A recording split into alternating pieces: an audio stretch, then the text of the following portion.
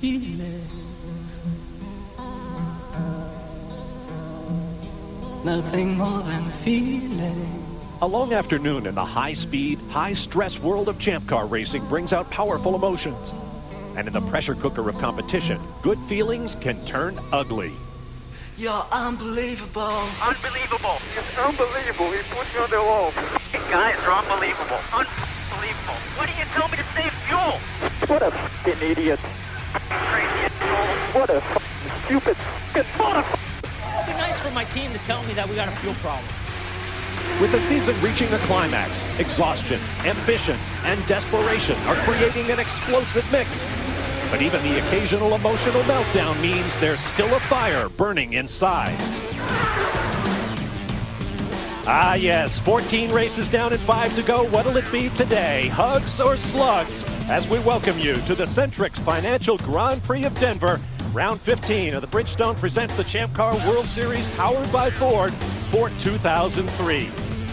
8 men, nearly half the field in today's race, remains mathematically alive for the championship with 5 races to go, including today's. And leading the way is that man, Paul Tracy. He's won every street course race thus far this year, but today could be a whole nother animal altogether. The man chasing him for the championship is Bruno Junqeira, who will start from pole position for today's race, while arch-rival Tracy will be buried back on row 5. It's been an interesting weekend thus far for both men. On Friday, Roberto Moreno was the first to touch the concrete wall on this diabolically difficult circuit. Mario Dominguez, his teammate, crushed the right front.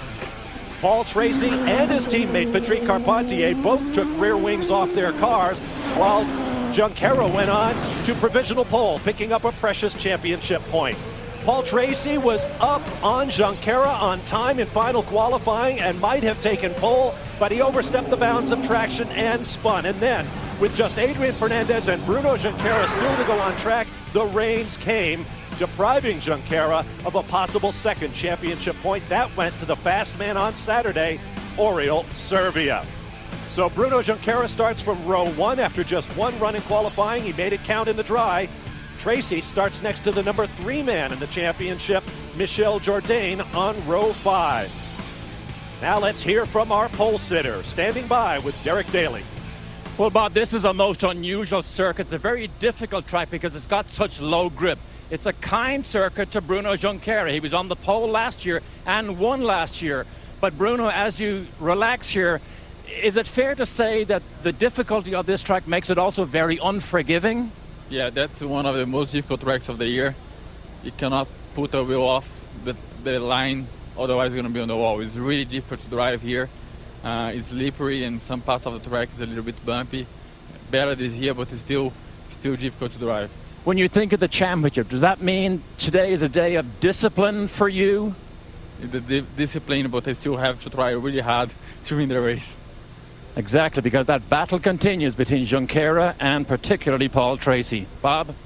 2 races without a score for Bruno Junqeira, but he is the defending champion here. And there is the man he will start next to, Oriol Servia. He and Junqeira have had a couple of coming togethers in the last couple of races, but Servia is doing a great job for Patrick Racing. There's Pat Patrick with the dark glasses on, one of the founders of championship auto racing teams. And at the very first race at Phoenix International Raceway in Arizona, it was a Patrick Racing driver, Gordon Johncock, who went on to take the victory. Some of the other great drivers at Patrick over the years include Roberto Moreno, Emerson Fittipaldi, our own Scott Pruitt, Jimmy Vasser, and Adrian Fernandez. Last victory for the team was brought by the Brazilian Roberto Moreno in Vancouver, Canada, back in 2001. Now let's meet the latest Patrick Racing driver with Calvin Fish. Well, Bob, every winner this year, other than 2 occasions, has come from the front row. And for the second week in a row, it's Oriol Servia and Novisti and Patrick Carr. Starting on the front row, Oriol, how do you feel about the race today? Well, I feel really good. We did a big improvement from Friday to Saturday, and we were the quickest on Saturday. So I'm really happy how things went. And now it's just Sunday. It's a good thing we're starting front row. We have a good chance here. I think the old Visti and Patrick Racing team did a great job all weekend, and we deserve another podium and maybe a win. The fact that Bruno's on the pole, he's really in the thick of this championship battle. You are not really. So does that really help you going into the race? Can you have a bit more risk out there? Well, I'm sure Bruno, you know, he's thinking about the championship, but he knows he needs to win races too, because Paul and Michel are going to win races, so it's going to be tough. It's never going to be easy, but I'm definitely going for the win, so we'll see what happens. It's a long race, 3 pit stops, many things can happen. Hopefully we'll stay dry and we can put a good show. All right, mate, have a great run. Well, certainly a lot of focus on the front row today. There's also a lot of focus on row 5. For more on that, let's get down to Derek Daly. Because our championship leader, Paul Tracy, is on that row, Calvin. Paul, difficult weekend. You've won every street race this year so far, fastest in the warm-up this morning. But when you're so far down the grid, what's your mindset? It's so difficult to pass here, Paul. Well, I know we have a fast car. I made a mistake in qualifying. I spun, and we had a car that was capable of being on the pole. But, you know, this is a knife fight. You know, we got me and Bruno each have 5 stabs at each other, and we're going to see who's standing at the end. So we're going to go out and give it our best shot. If the knife doesn't work and you load a gun? No, straight up knife fight. So, Paul Tracy, we're going to watch every move he makes early in this race, because remember, last week at Montreal, he made up 2 spots at the end of the first lap. We're going to watch for similar actions this afternoon, Bob. That's right, Derek. And Paul Tracy was definitely one of the fastest cars on the track, belying his starting position back there on row 5. This is why it matters. Tracy leads Bruno Junqeira by 27 points, Michel Jourdain by 35, Adrian Fernandez, Alex Tagliani, and Oriol Servia, the first of the great 8 drivers mathematically still alive in the championship, on the bubble this weekend, hoping to stay alive and take it another race. As we welcome you to the booth, I'm Bob Varsha. Emotions are running high this weekend. Why do you got to be like that, Scott? Why do you have to be... Just when I was starting to feel close to you, were unbelievable. All right, TK, come on. What are your thoughts going forward today?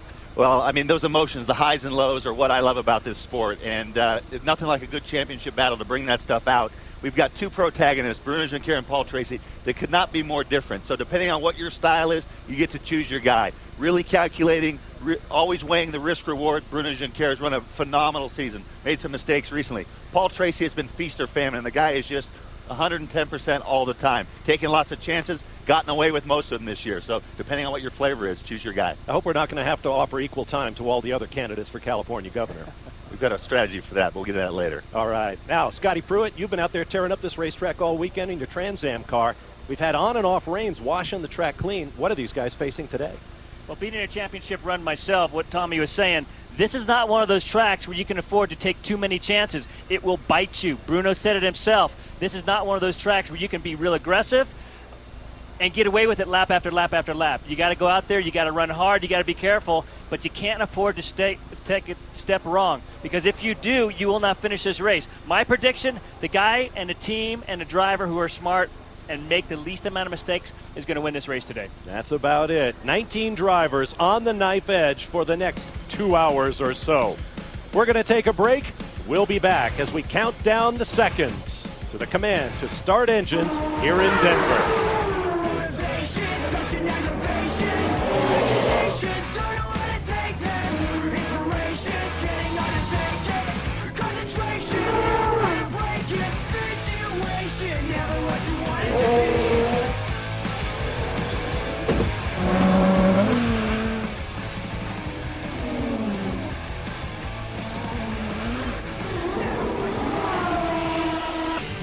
Welcome back to a gray, overcast, and cool day in Denver, Colorado, with a strong threat of showers for this 15th round of the Bridgestone Presents the Champ Car World Series, powered by Ford.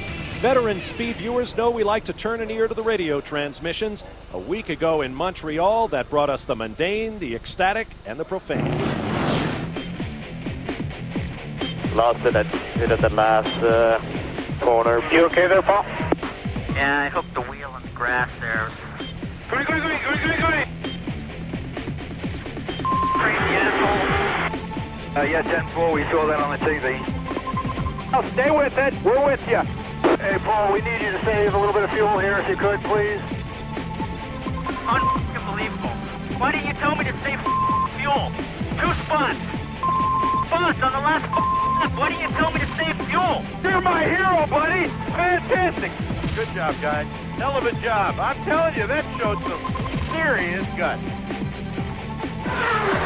Well, a man who had his own problems at Montreal but certainly rebounded well here this weekend is Tiago Monteiro, qualifying 5th in the Fittipaldi Dingman car.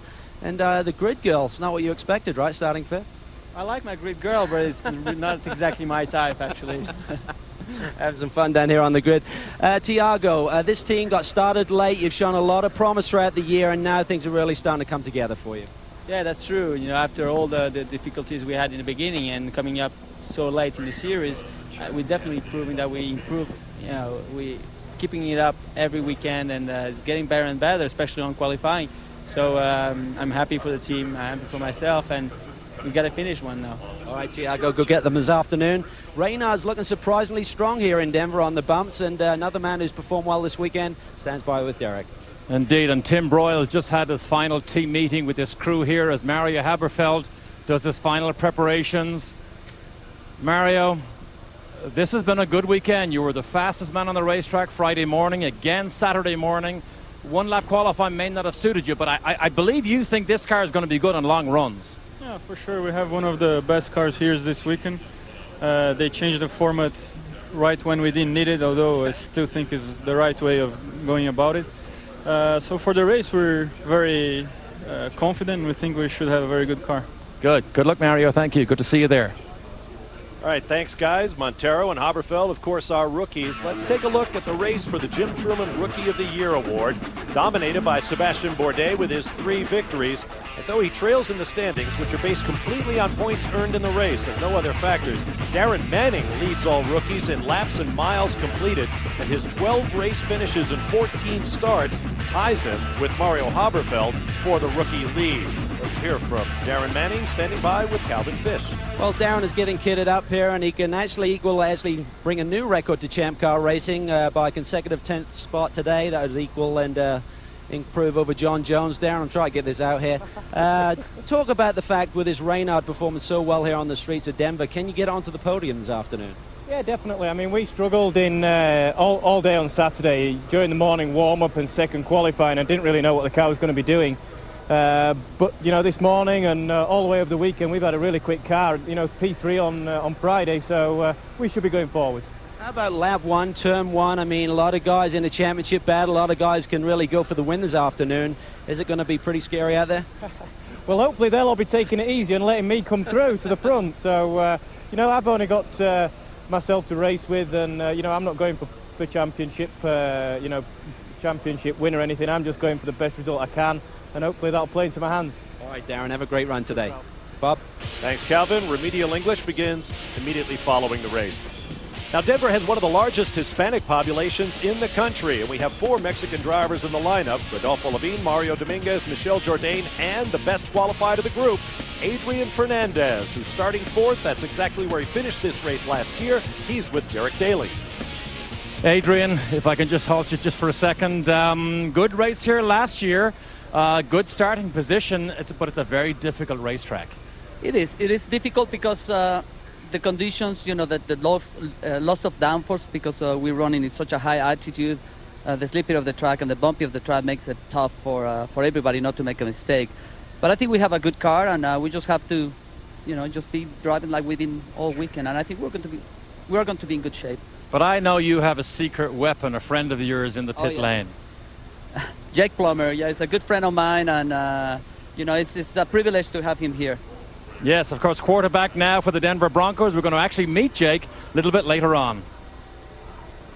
Well, the number 12 car this afternoon, driven by Jimmy Vass, will start 13th. Jimmy, hasn't been a smooth weekend for you, but the championship battle is heating up right now. You have so much experience, over 200 starts now. Talk about what Paul Tracy needs to do today with a bad qualifying run. Well, what he needs to do with the point lead he has is to take what the race will give him.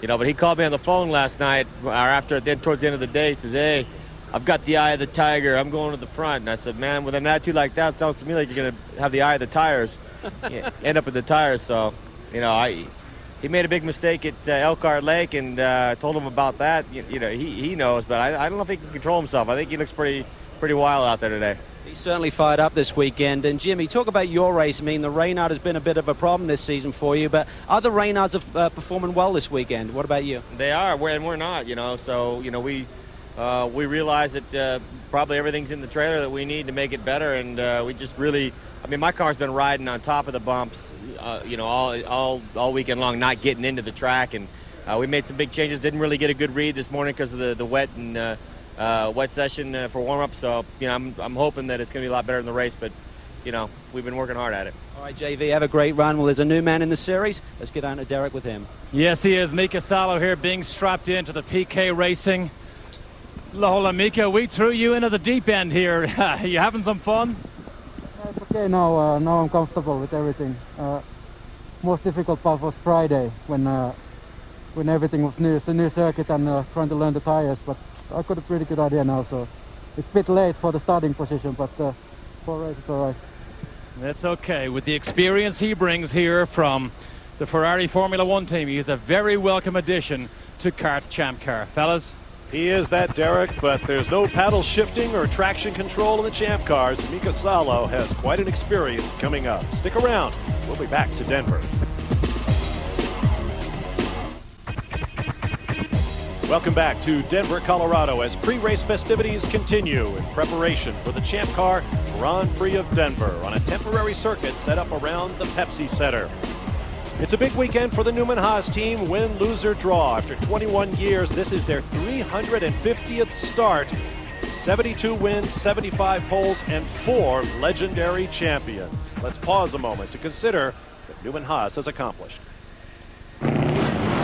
It's a great team, and I'll tell you, my years at Newman Haas, which were only 2, were probably the fondest years in racing for me because, you had Mario and Nigel, and, there was a pretty big rivalry there going on, and it was kind of tough to keep things on an even keel, but we managed to do that, and Carl came through in flying colors by the fact that he did what was right for motorsports and for our type of racing, and it was a great era. He really has been a bit of a foundation of Champ Car racing over the years. Well, he's been a foundation of racing in general in this country.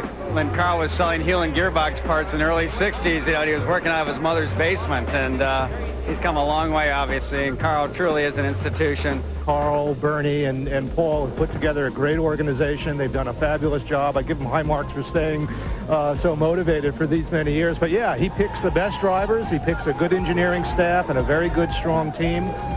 Still good friends with lots of them, even though I haven't been there in years. And I really would like to congratulate him and Bernie and Paul on a very successful 350 races. Well, you just told me that. I think somebody else said it a week or 2 ago. I haven't thought about it. It's great. It's good. God, that's a lot of time. That's a lot of miles. But time flies when you're having a good time. And of course, his partner is the great Paul Newman, who is still in costume, Paul, because the beard I know is for the movie being shot in Maine. I'll sell you the beard for $1.25. Okay, Paul, this team has had a remarkable run. The relationship you've had with Carl, I mean, these relationships don't go on this long, but it's been a great ride, hasn't it? Well, I guess we're the odd couple. He handles the romance and I handle the books. Now, is he a little bit quirky? I mean, we think he is. Well, he's chaotic, but he certainly knows how to put a team together. He certainly knows how to run it. And great drivers over the years, the Andrettis, the Mansells, I mean, Junqeira, Bourdais. Yeah, we couldn't do better than that. Thank you, Paul. We're going to be fine today, isn't it? I think so, particularly with you in costume. Paul Newman. Calvin? Well, Derek, you see the red Ronald McDonald boot on his radio antenna. The last time he had the golden arches on the side of the car was Cleveland, and at that race, Sebastien Bourdais won. Sebastien, typically the winner this year has come from the front row. You start third. Can you make it happen today in Denver? Yeah, we'll try for sure. This Newman team did a great job, and obviously my lady car, McDonald number 2, is in good shape on the second row. I think we have a good setup, but it's all track position, and we'll have to be consistent, not to do any mistakes, and have a great pit stops. All right, Sebastien, have a great run. Bob. Sebastien Bourdais, 1 for 1 in McDonald's sponsorship colors, looking racy in red again this weekend. Heavy clouds overhead, but a great race in store. Stay with us. Time now for the national anthem, to be sung today by Jimmy Ibbotson of a group once known as the Nitty Gritty Dirt Band. By the dawn's early light, what so proudly we hailed at the twilight's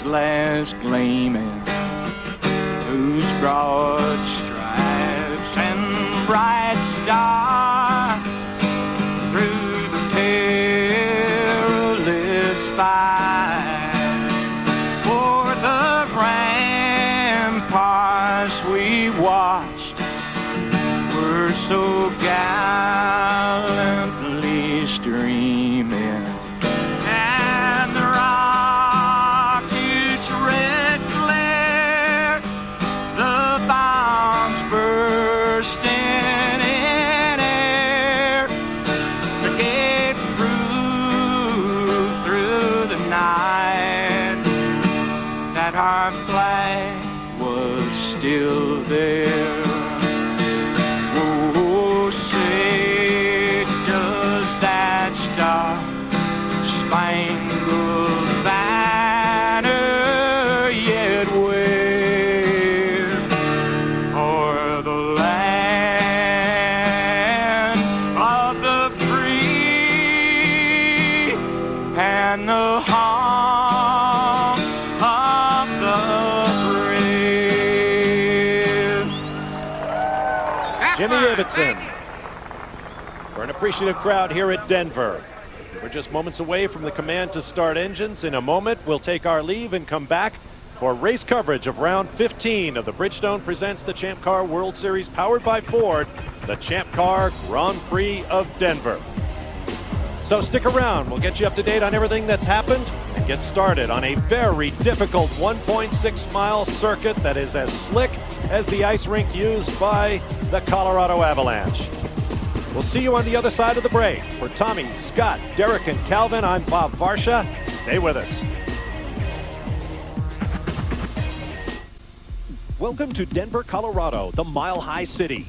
Contenders for the Kart Champ Car title, the toughest in all of racing, have steep obstacles yet to overcome in their quest for that honor. For points leader Paul Tracy, a tantrum after running out of fuel in the most recent race in Montreal struck a nerve within his front-running Players Foresight team. Can they put it behind them and move on? For title runner-up Bruno Junqeira, the disappointment extends to the last two events, each of which saw him score no points. He must get back on track this weekend in a race he won a year ago. Then there is Michel Jourdain, third in the standings, coming off a win last weekend in Canada. The Team Rahal driver hopes to become the first champion from a single-car team in 8 seasons. But the teams and drivers are weary after 5 races in 6 weeks. The season is rushing to a climax, and 8 drivers are still alive in the championship. For the next 2 hours, what happens here on the rough, demanding streets of Denver will thin the ranks further in the race for the 2003 Vanderbilt Cup.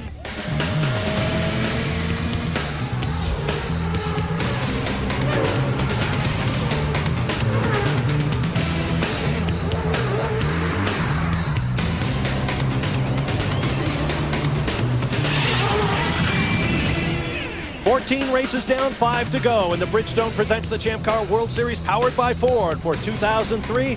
Welcome to round 15, the Centrix Financial Champ Car Grand Prix of Denver. Hello everyone, I'm Bob Varsha. Scott Pruitt and Tommy Kendall are in the booth with me this weekend. Calvin Fish and Derek Daly are strapped in down in the pit lane.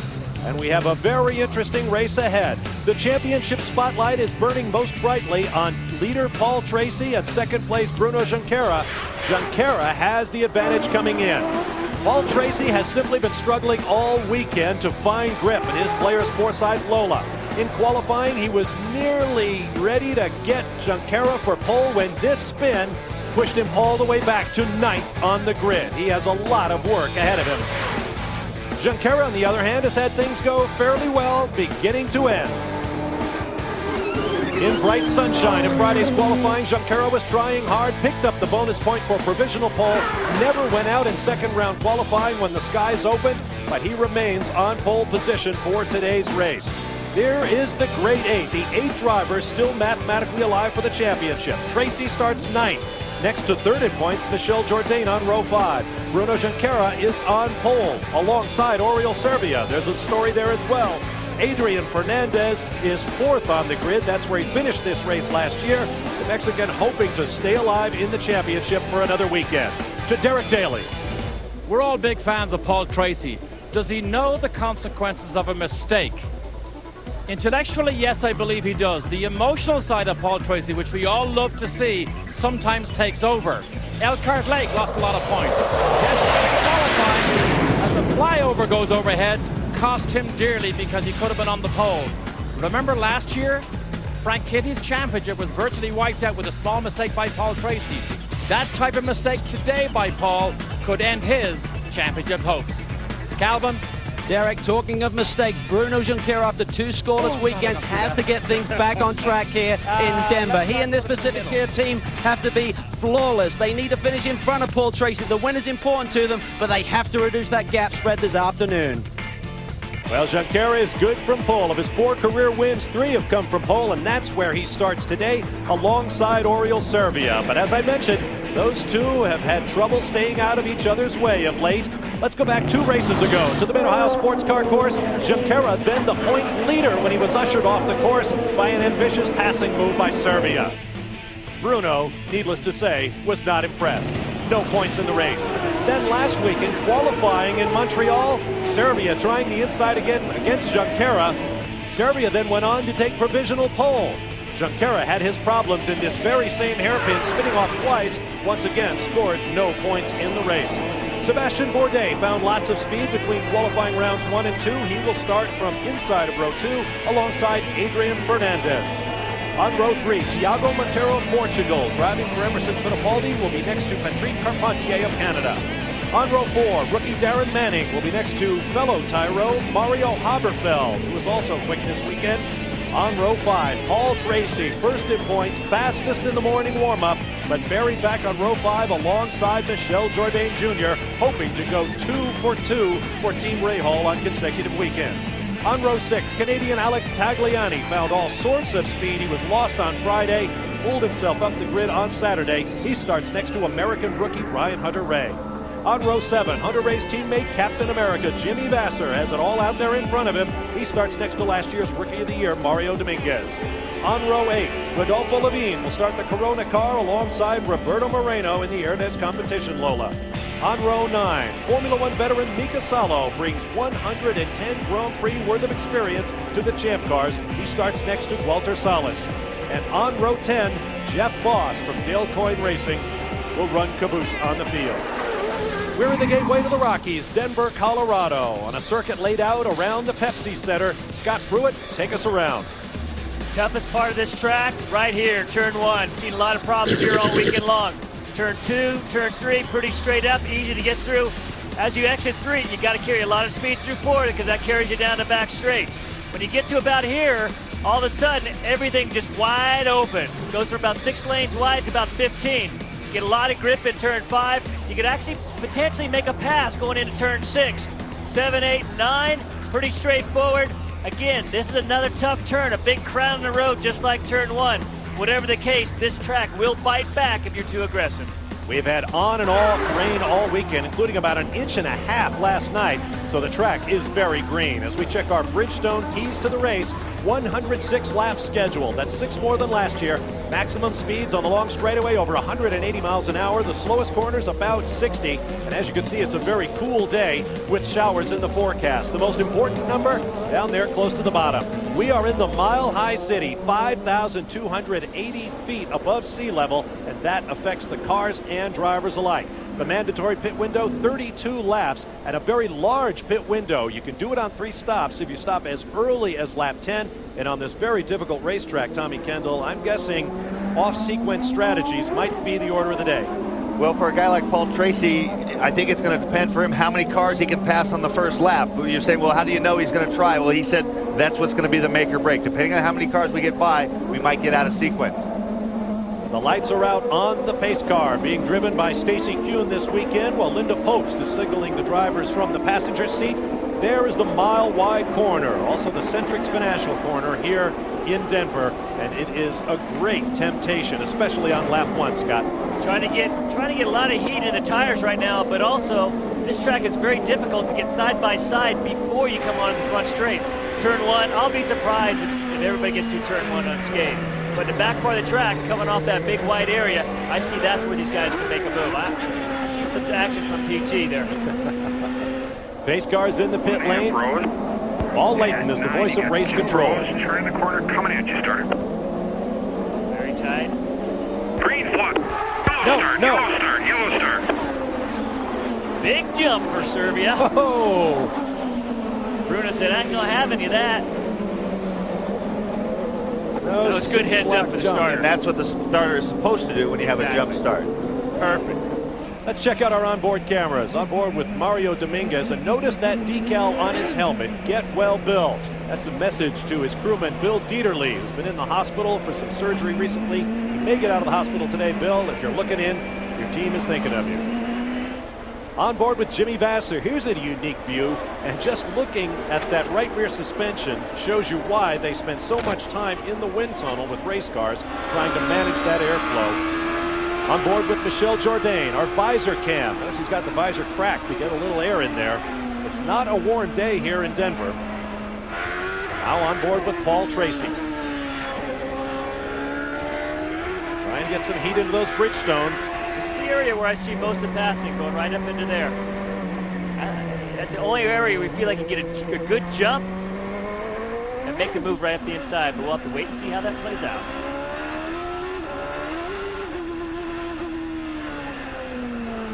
Okay, we'll line them up side by side again.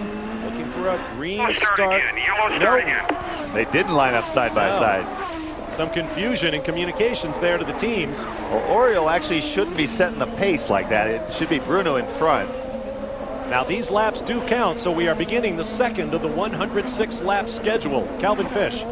Well, Kevin Diamond, who's Oriole's PR manager down here in pit lane before the off, was joking with Oriole about the amount of advice that had been given this weekend and how to take the start. And I guess we just saw two of those options already take place, Bob. Right. Slow these guys down, get them lined up. All right, let's go to page 3 of the strategy book. There's no hard, fast rule on, at what point will the starter, he says go, no go with the green flag, but if the same guy keeps messing up the start, at some point he'll draw a penalty. There will be a warning first, and we have it. Handed a card that says race control has informed the Patrick Bitts. This is Oriole Serbia's last chance to get it right. Don't like starting P2, how about P19? Bruno was wondering the exact same thing I was wondering. Bruno called his team, said, what is he doing? He's blocking me, and the team says, you're in control of this race. He can't get in control unless he can get in front like he is now. But so they'll line up 2 by 2 now. This is where they should start making their way for 2 by 2. And it takes some cooperation. Nice lineup right there. All Leighton speaks to starter J.D. Wilbur. Green flag, green flag. Oh, and beautifully done. About a wheel ahead of Oriole Serbia. Bruno Junqeira takes the lead. Tracy has 2, that's 3. It's Tiago Monteiro ahead. Here comes the launch onto the backstretch. Listen to this. Very bumpy and crowned. These are the parking lots of the Pepsi Center. Tracy here, he's going to try and make a nice move. Get right up the inside, and then coming off here, he's going to go by. Still going to go by. Find the room. Right-hander coming up. Oh, Rodolfo Levine in the Corona car. Debris on the track. And big front-end damage. He's gotten together with another car, I think, because the flugels that are right there, right in front of the right rear wheel, are missing. I think that's what's laying in the track.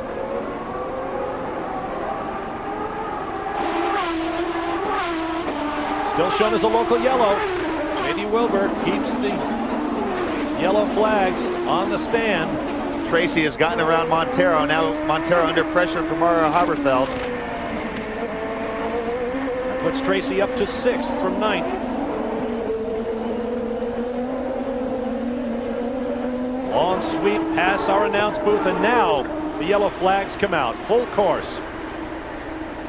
Simple Green Kart safety team will go out to retrieve Rodolfo Levine. This race, at least superficially, seems to be over.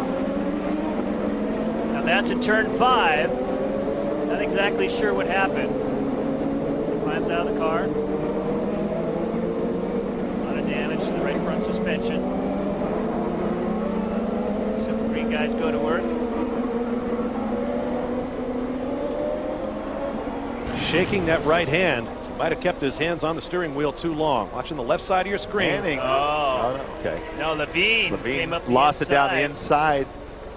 And then got caught up. Got caught with Dominguez and then got it from his teammate Moreno. And that was that. I wonder if Moreno's car is okay. Oh, right there. Interlocked front wheels. On board with Jimmy Vasser. Jimmy ran over a bunch of garbage as well. Now on board with Dominguez. This should be the view. Levine will come up the inside. Bang! Wow.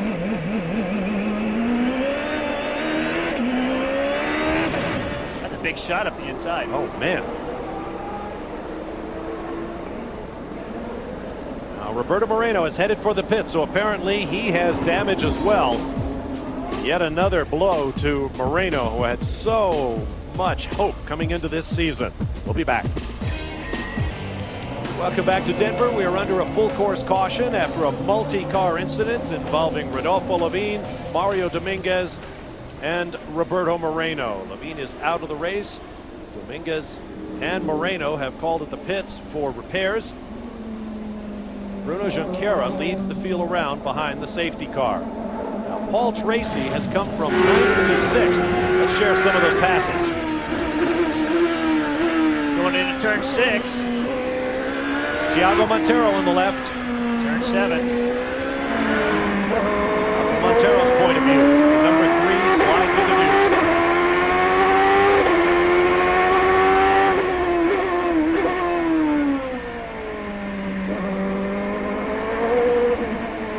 This is where I thought they could potentially make a move, and Tracy pulled it off. That's the case, I think, of Monteiro, who's been in some incidents the last several races. Decided, he saw Paul show his nose, and Paul wasn't really coming, but once he left the door open, then he came by. We expect a green flag this time. Junqeira leads Serbia, Bourdais, Fernandez, Carpentier, and Tracy. Green flag, green flag.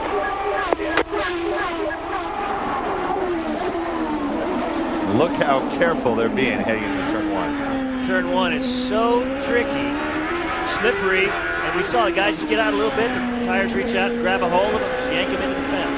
In addition to the slick surface, the brakes on is slightly downhill. Tracy working on teammate Patrick. Now the same thing happened at Montreal, and Paul and those two went at it pretty hard. Patrick actually, had Paul almost off in the grass a couple times with Bruno's early exit. I think Paul decided to just kind of settle in and take some points, but he doesn't have that luxury here with Bruno out front.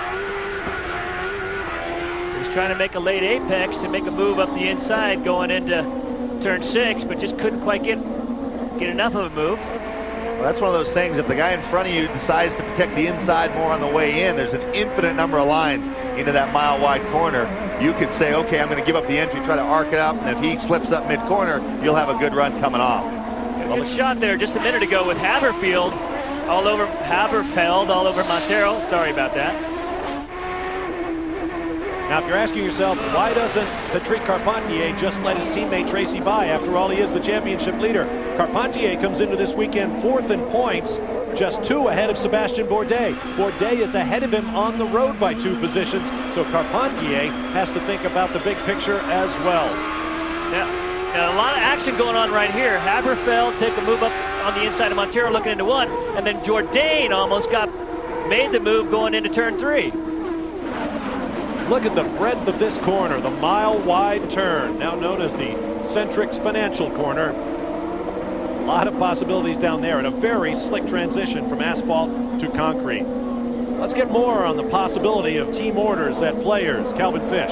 Well, Neil McElroy has a smile on his face. You got you guys running side by side here. Do you actually get Patrick to move over with the championship at a critical stage? No, not at this point. We're going to wait and just see how things are going. I think Patrick's car is a little bit better. If both cars were equal, we might talk to Patrick about it then, but it's still a little early in the day to do that. All right, Neil, thanks very much. A lot of action on these opening laps, Derek. Quick update on the Herdez team.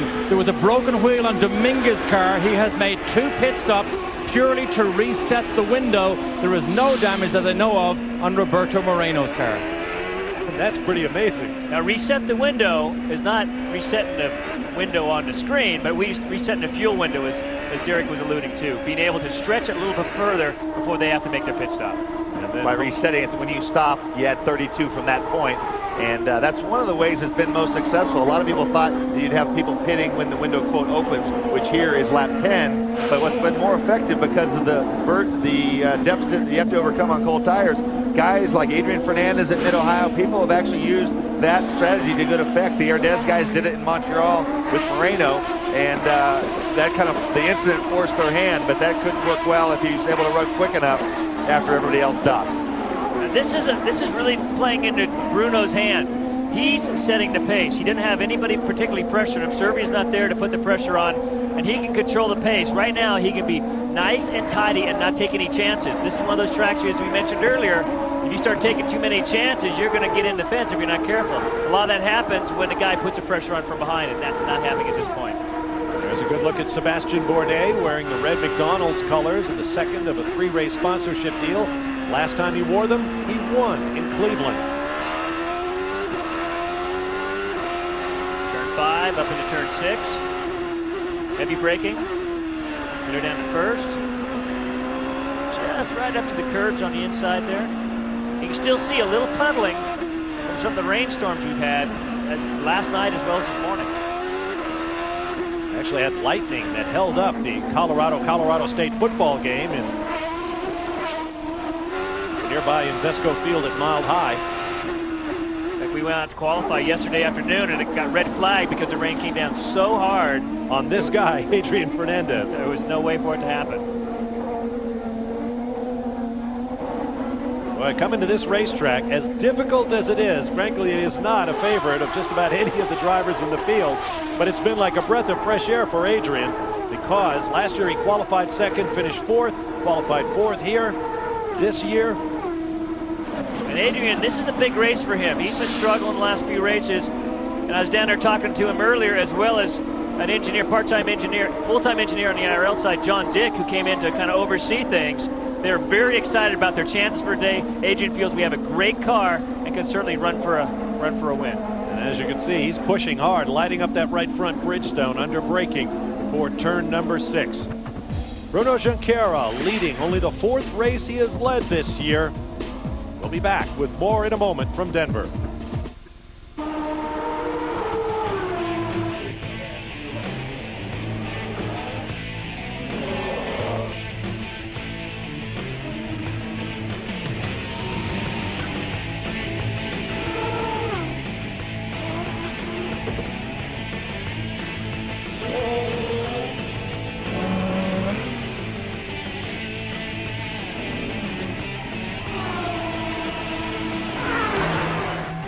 Welcome back to Denver, Colorado, where the Trans Am Series for the BF Goodrich Tires Cup is also part of the action.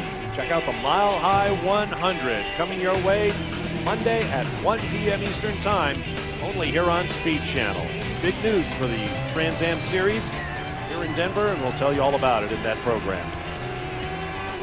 You're on board with Jimmy Vasser, looking toward the right rear of his American Spirit team, Johansson Reynard.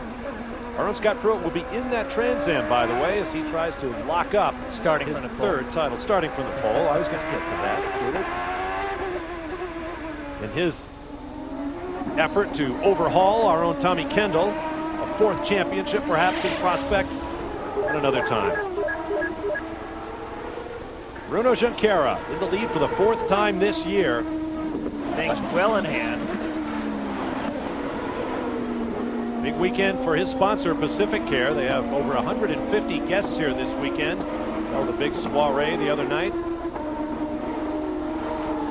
which they had the good sense not to invite the television announcers to. There is Oriol Serbia, 1.8 seconds behind Junqeira. And I see that Bourdais seems to be slowly chipping away at 10th and a half of the last 3 or 4 laps. Let's check in with the Patrick team. Calvin Fish. Here with Jim McGee. Jim, they say winning can become a habit, but first you need to run up front consistently. You're now doing that. What lessons did Oriol learn last week in Montreal?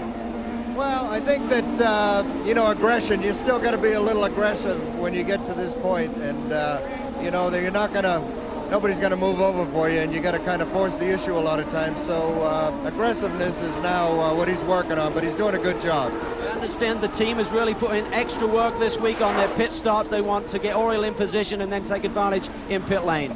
Yeah, the Vistion crew is doing a great job. They've been doing a great job all year. We've had reliability and we've had quick stops. But, you know, we're going that extra mile now. It's getting close to the end of the season. We need a win for Vistion and for Bridgestone, Firestone, and Ford. So we're giving it all we can right now. Well, they're looking for that little edge, and pit lane may be the spot today, boys.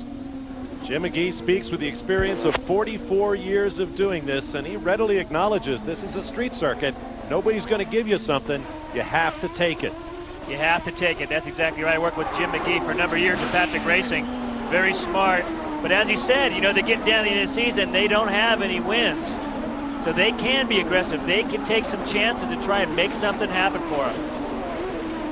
And those guys stirring things up with Oriol have shown, you know, he was a lot more aggressive in Montreal. Coming down the long straightaway, only part of this track that's actually on the public roads. This is Auraria Parkway. There is Mika Salo, the Scientific Atlanta car from PK Racing, replacing Mad Max Pappas this weekend, bringing his wealth of Formula One experience. Let's go to Derek Daly. And Kevin Kalkoven is the co-owner of PK Racing. Kevin, pretty ambitious to throw Mika Salo despite his experience into the deep end, but you're quite happy. Yeah, well, actually, we told him that Denver was the center of snow and skiing. We didn't tell him it was summer. So he was quite happy to come along. He thought we'd be racing in the snow. Now, this is now your fourth driver. Are you concerned that you haven't quite got the consistency within this team, Kevin, yet? Well, yeah, obviously, with 4 driver changes, there have been some issues. They're all good drivers, but I think we're pretty comfortable that Mika will be a solid citizen for a long time to come. Indeed. Thank you, Kevin. Of course, one of their secret weapons this weekend is the pitboard man, who is Teemu Selänne, if I pronounce that properly. One of the NHL's greatest goal scorers. There he goes, gives Mika the pitboard. He's signed, of course, now with the Colorado Avalanche. Teemu Selänne, I believe. Okay. But nice try, Derek. Getting right in the middle of the action. We got 4 guys lined up here. Tagliani, Hunter Ray, Vassar, and Mario Dominguez. And Dominguez has been putting the pressure on Vassar for the last few laps. Remember, Dominguez got caught up in that action at the start. Telemetry from Ford this weekend. You see the revs getting up to 12,000. There he does it. Speed, gear, brake, throttle position. Right up the inside of Jimmy going into turn 5. He's actually carrying more fuel than these other guys because of that early stop to top up. So passing on track like that is a good omen for him. There's another guy, depending on how far he can go forward in this line. If there's a chain of cars in front of him, when they all peel off at lap 32, he's going to be able to run 5 hard laps and expect to probably come out in front of them after he makes his stop. Now, it's been a bit of an up and down weekend for Dominguez, but in the warm-up this morning, he was 3rd quickest. Paul Tracy, Oriol Servia, and then Mario Dominguez this morning. So he's got a good car going in the race.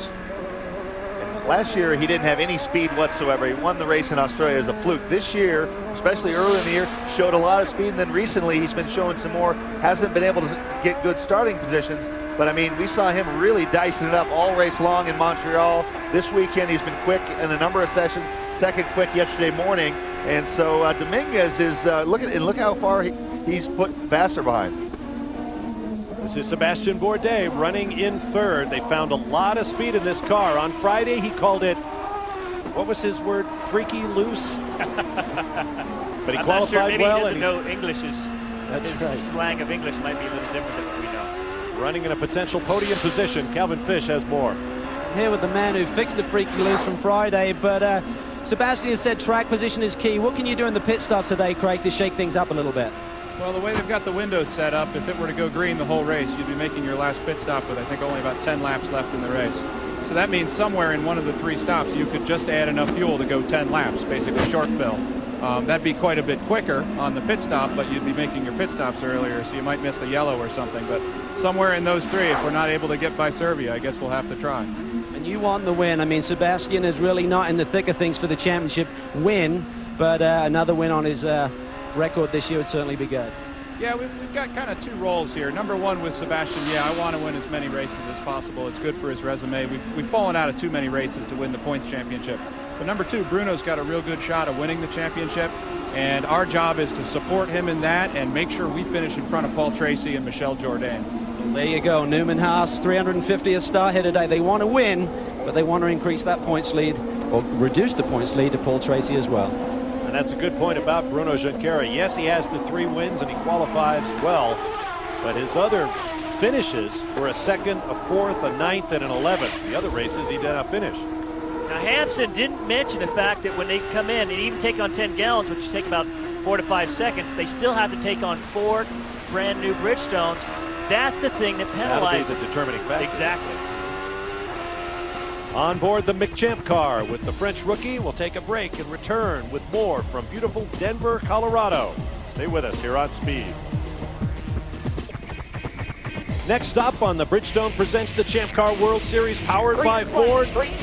Beautiful Miami, Florida, on a very difficult street circuit that produced all sorts of action last year. We will qualify single car, just as we did here in Denver. But when all 19 cars are on track, things can get sticky. Last year, Cristiano Ramada put an exclamation point on a championship with a victory. Who will rule the streets of Miami this year? Join us Saturday, September 27th for qualifying here on Speed Channel at 8 p.m. Eastern Time. The race itself is Sunday, September 28th on CBS. Check your local listings. It will air in your area either at 1:30 p.m. or 4:30 p.m. Eastern Time. You're on board with Michel Jourdain, our shifter cam on the Gigante car from Ray Hall Letterman Racing. And that is exactly where our guest here in the announce booth here in Denver would like to find himself in very short order. His name is A.J. Allmendinger. He has been the revelation of the Toyota Atlantic Championship this year. And as you saw on Speed today, he clinched the championship with a victory. Congratulations, A.J. How's it feel? It's just amazing. The whole season from the start to the finish. I just can't believe it. Rousport's been such a great team all season, and to accomplish it here in our hometown race is even better. You're watching race leader Bruno Junqeira, who has a 1.4 second lead over second place Oriol Servia. Now, AJ, the Rousport team is moving from your base in Loveland, Colorado to Denver, and I understand that's to get more involved with the community. What can you tell us about that? Yeah, I mean, it was a decision we made kind of at the beginning of the year that moving forward as a team, we needed to move to a bigger shop and in basically a bigger base of people, and it was just a matter of where we're going to do that, and then Jeremy Dale and Carl Russo and all the team guys that decided where they were going to move to, and it ended up here being in Denver. I don't think I'm talking out of school when I say your team thinks you're basically ahead of where they are. They want to move up too. They think you're ready to go right now. What do you think? Well, I mean, we've come together so quickly that it's amazing. I mean, I had the confidence in myself coming into this season that I was going to be able to run up front, and it was just a matter of how quickly the team and I gelled. And I mean, it's just been amazing all season, and hopefully, I know I'll be with Rousport, and together, whatever our plans are, I look forward to it. I think Derek Daly has a question. AJ, Frank Williams wants to know, can he have your phone number? Is that okay if I pass it on to him? Sure, Derek. Tell him whenever he wants to give me a call, my cell phone's always open to him. You know what? Let me just tell you, with your type of performances, no doubt you're going to get those type of phone calls. Well, thank you very much. Let's delve right into that. How long is your deal with Rousport? I know Jeremy Dale says we've got him for a while. How long is a while? It's a few years, I'll tell you that right now. And basically going into it, I mean, it's always nervous signing a long-term contract, especially with the rookie team, but I have the confidence in the team that this has a promise of being the best open-wheel North American racing team out there, and I don't want to be any place other than Rousport. Now that you've clinched the championship, are we going to see you stop being so conservative and try to win some races? Yeah, you know, I think maybe at Miami I'll actually go out and try to attack the track and actually show what the car has. That's a scary thought for everybody else. 7 victories thus far this year with 1 race to go, and he could set a record for poles in a single season. A dominating job today. Championship well earned. Congratulations, AJ. Oh, thank you very much. That's AJ Allmendinger, Toyota Atlantic champion for 2003. Right now on the track, Oriol Servia and Adrian Fernandez are closing on Bruno Junqeira. That's Sebastien Bourdais. Actually, everything's going on. We've seen over the last few laps that Bruno's actually given up sometime 2 or 3 tenths a lap. It's down to about a second between her and Servia, and at the same time, Bourdais is hunting down on Serbia, so it's getting to be a three-way fight. Now, we were hearing evidence, if you will, that Bruno Junqeira might be dealing with a bit of a balky gearbox. Calvin, what do we know? Well, I checked in with Peter Gibbons. He said we've had no radio communication from Bruno, that is a problem. He said it seems okay. A little bit of understeer, but Bruno did request they don't talk to him in the corners. One of the team members talked to him on the radio, and he said he nearly stuck it in the fence there by being distracted. But other than that, things going pretty smooth. Well, keep in mind, a week ago, his teammate Sebastien Bourdais had driveline problems in Montreal, and Junqeira did have a few gearbox problems, we understand, that contributed to 2 big spins down in the hairpin on the Circuit de Gilles Villeneuve. So let's see. Less than a second now between he and Serbia. Just over a second. Previous to that, just under a second that lap. There's Bourdais, then Fernandez, Carpentier, Tracy, and Tiago Monteiro, with whom you ride. Derek Daly. Here with Emerson Fittipaldi, co-owner of this team. Emerson, it's been a very good weekend for your young man, Tiago Monteiro. Is he saying anything on the radio? Anything that we should know of? Well, just beginning of the race, I told him to be careful on the first 2 laps. He was very careful and just stay in a good pace. I mean, right behind Paul Tracy, ahead of Mario. He's doing great race. He's being very careful at the beginning, Derek. I want him to finish the race today. Good. That is good advice to every driver on that grid, Emerson. Thank you. Wow, looks like Tracy's car was a bit loose getting into turn 5. Yeah, a little bit of back end step down under braking right as he was arcing it into the apex. And these 2 guys are catching him up from behind. They've been having a good fight since the start of the race, these 2 guys. That's Mario Haberfeld behind Tiago Monteiro. Haberfeld says they tried a new front suspension on that Conquest Racing Reynard, and it really is working for him. He was the fastest in Friday and Saturday practice. Didn't qualify as well as he would have liked. And he challenged Monteiro earlier. Now he's dropped back a couple of car lengths. We can see from this complex of corners how busy the drivers are. 106 laps of this. This is a real interesting time because we're only a few laps away from pit stops. And I know a few of these Renard runners are saying, you know, our car is better on longer runs with these older tires. So this may be a chance for them to pick up some time right now. Good look at the MyJack car. Haberfeld seems to be absolutely unshakable. He's doing well, doing badly, has the same even-keeled response. We're working on it. It's the same for everyone. We'll do the best we can. He has been the stealth man thus far this year. We'll take a break and return. Plenty more to come. Working lap number 30 in Denver, Colorado. Welcome back to Denver, Colorado, and the Champ Car Grand Prix of Denver. Bob Barsha, Tommy Kendall, Scott Pruitt, Derek Daly, and Calvin Fish. Glad to have you with us on this Memorial Day weekend. Excuse me, Labor Day weekend. Almost the same. It's the altitude. Yes. The summer has just flown by. Carl Haas says, time flies when you're having fun. I'm fairly confident Bruno Junqeira is the race leader. Oriol Servia runs second. Then Sebastien Bourdais, Adrian Fernandez, and then the players' Forsyth teammates, Patrick Carpentier and Paul Tracy. We are working lap number 31. The next lap will bring pit stops for every car through Ryan Hunter-Ray in 12th place. And then Mario Dominguez, who has already made a couple of pit stops after contact early in the race. We'll see what he can do with hot tires, low fuel, and clear track.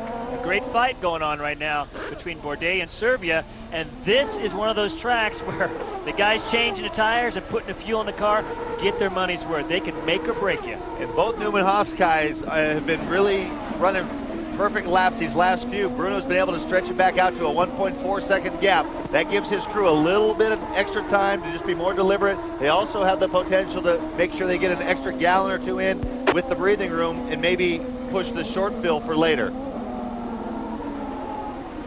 Crewmen absolutely love this duel in the pit lane. They're all there going toe-to-toe, if you will. The most recent round in Montreal, it was Patrick Carpentier's crew that was fastest on average. Now the teams hit the pit lane. Calvin Fish awaits the race leader at Newman Haas. Well, the defending champ here in Denver brings it on down. Obviously a different team he's with this year. He gave the Newman Haas team some of the setup information from last year with Chip Ganassi to try and make this event a little stronger for them. Going to be looking at maybe a front wing change. No front wing change. Maybe tire pressure only. And lead. The Patrick crew launches their man to the race lead with a tremendous stop. Jim McGee was saying the Vistion guys are working hard. It shows right here. Well, and that was a really quick stop by Bruno. I mean, the fuel was out at 9.5 seconds, so it's clear that Vistion has chosen to short fill here. Haberfeld got by Tiago Monteiro on the pit stop exchange. Bourdais, Fernandez, Carpentier, and Tracy all hold station, as does Michel Jourdain in ninth. The new tires on, you want to go out there, cold tires, you want to go out there and push as hard as you can. Little heat right here. This is Dominguez. Remember, Dominguez is on hot tires. Tracy waves him by. I think he waved him by. He's on cold. Tracy's on cold. Dominguez on hot. Tires, that is. I think Tracy can be pretty circumspect in this kind of a situation. He knows the give and take of racing. It's how delicate you have to be on the throttle with a 750 horsepower Ford Cosworth 2.65 liter turbo. Look at the puddles still out there on the straightaway, Scott. You had that this morning. We went out in taking another look up the inside of Carpentier, makes his way by. We had that this morning in warm-up in a Trans Am car. Came on in the front straight. Whoa! Thing jumped right away from you. Dominguez now up to fifth. Now let's go back to those pit stops and take a look. Junqeira, Bourdais, here comes Serbia. No, Tommy, I think that the Patrick team might have been a little aggressive with their fuel count. We'll see how that plays out over the next few stints. Well, like Craig Hampton says, you can choose to do a short one whenever you want. Now, Bruno has a short one in the bank still that he can use at any time. But Serbia, what they are hoping to do, if they don't pull out on Bruno, Bruno's going to get back around him when they do it. But if Serbia, now look here on the exit, see the tires over the white line? That's something that I think might be, they were told to maybe put 0 tires over the white line on the exit. Well, comparing time from pit in to pit out, Serbia 33.581 seconds, Bruno 35.524. Calvin Fish. Well, we're down here in the Patrick pit. Jim McGee, it looked like a short field. The question is, do you have enough to get to lap 64 and maximize the next stint? Everybody would like to know, wouldn't they? No, we're in good shape. Guys did a great job. You know, the Vistion crew, like I said, these guys have been working hard, got plugged in real quick, and had a great stop. Now, cold tires was an issue last week. Michel Jourdain got around Oriol, but he certainly proved it yesterday in single car qualifying. He can make it happen on cold tires. Yeah, he's been working on that part of his driving and doing a good job. Plus, you get out here in front, you can be a little slow on cold tires, so he's doing a great job. Well, they're certainly having a lot of fun down here in the Patrick Racing pit, boys. And well-deserved. Oriol's doing a terrific job, as well as the whole Vistion crew. That's big making that move in the pits. Walter Salas pulling it off there right in the last corner. It's down in turn 1. Excuse me, turn 9. The engine off? Sounds They're like it is. Simple Green guys are going to try and push him out of the way. He's not really in harm's way as far as close to the track, but that is a runoff area. The thing is, was he waving for a push start? They're going to get him turned around, and it looks like they're trying to do it in a hurry. Let's get more from the Dale Coyne pits with Derek. Dale Coyne, he's listening on the radio. Do you know what happened? I think it's something in the gearbox. He's lost drive, so I'm not sure. Not fixable. I doubt it. Okay, thanks, Dale. Yeah, Salas is climbing out. Tough break for the Brazilian. And a litany of problems for this modestly budgeted team. They show up every weekend. Meanwhile, up front, Oriol Serbia is in position to have his longest stint in the lead all year. It's only his 3rd race lead of the season. He led 5 laps at Long Beach and 2 a week ago in Montreal. This season just keeps getting better and better, and just in time with just 5 races to go in 2003. We'll be back to Denver, Colorado. Welcome back to the streets, or should I say the parking lots of Denver, Colorado. Round 15 of the Bridgestone presents the Champ Car World Series powered by Ford, Grand Prix of Denver. Bob Barsha, Scott Pruitt, Tommy Kendall, Calvin Fish, and Derek Daly. Glad to have you with us on this Labor Day weekend. You ride with Sebastien Bourdais, 3rd behind race leader Oriol Serbia and Bruno Junqeira. Now, while the Champ Car drivers think this racetrack in Denver is akin to driving on ice, some folks really did drive on ice this weekend, including our own Tommy Kendall, as the Bridgestone folks put a couple of Ford Escapes on the new Bridgestone Blizzak ice tires.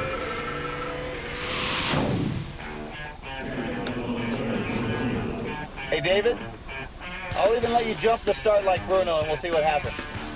Yeah, I'll need to jump more than the start.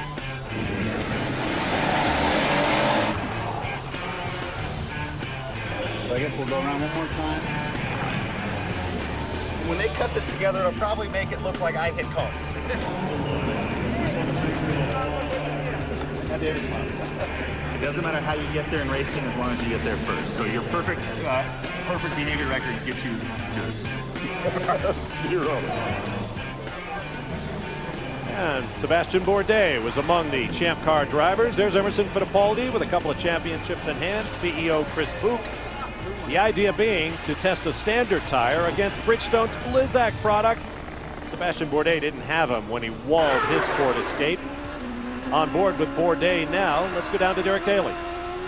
With Al Spire, the executive director of Bridgestone. Al, we've seen these demonstrations. So many people have enjoyed them all weekend long here on the ice rink. I suppose Denver's a good place to show Bridgestone's specialty product. Well, yeah, it's the beginning of winter season out here Labor Day weekend, and we showcase our technology purpose-built race tires. The Blizzak tire shows when we focus our technology for winter tires on ice. It's a multi-cell compound. It actually grips the ice like our race tires grip the track. Okay, speaking of compound and racetrack, you hear the drivers complain about lack of grip. Is there ever a consideration, Al, of maybe a softer compound tire for a street circuit like Denver? We've talked very seriously, Derek, about bringing our softer tire here next year. But at the same time, it's going to be the same for everyone. And if everybody's a half second or a second faster, it really doesn't juggle it up. But we've got some ideas to make the racing much more interesting next year. Thank you, Al. All right, let's turn now to our race summary. And here's a stat for you. The leader is Oriol Serbia. He becomes the first driver other than Bruno Junqeira, who led every lap of this race last year in the first 32 of this year's. Oriol is the first driver other than Junqeira to lead the Champ Car Grand Prix of Denver. There are the laps they led. Serbia now has spent his longest time in the lead all season. These are the cars out of the race thus far. Rodolfo Levine in contact with both of the Erdes competition teammates, Dominguez and Moreno, and Walter Salas, who apparently had driveline problems in his car. And only one yellow so far.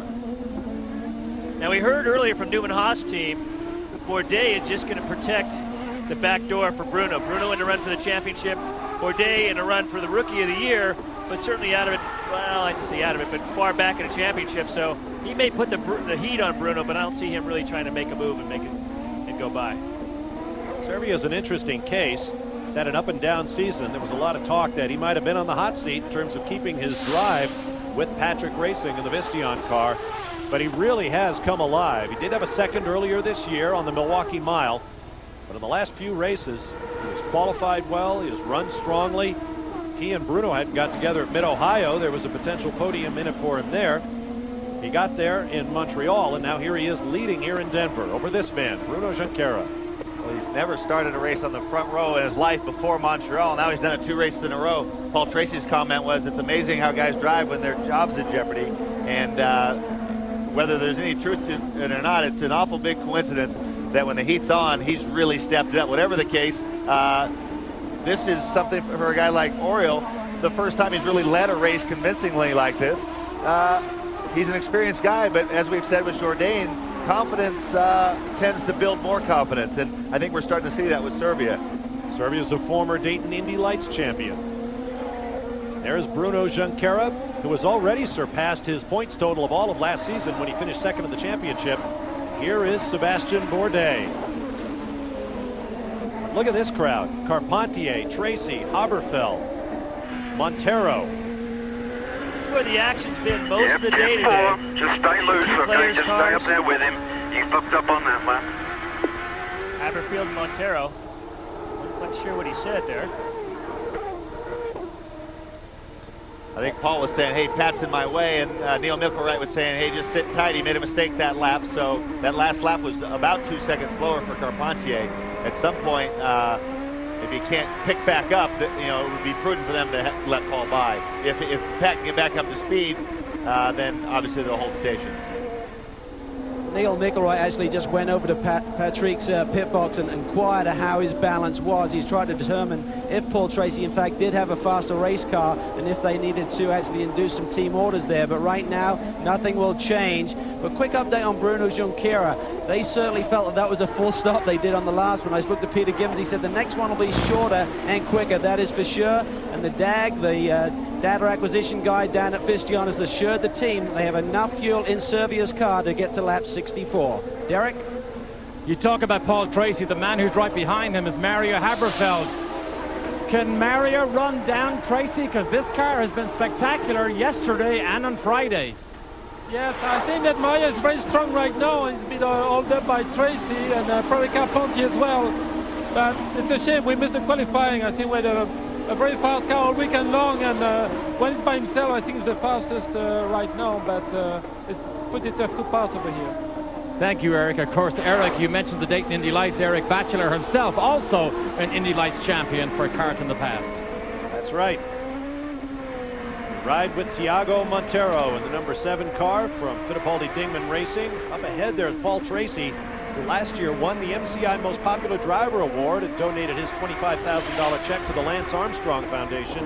You can help choose this year's MCI Most Popular Driver. Just go to CART.com and vote for your favorite, and one lucky fan will win a trip to the season-ending CART banquet in Palm Springs, California, to present the Most Popular Driver Award and check. So go to CART.com and give it your best.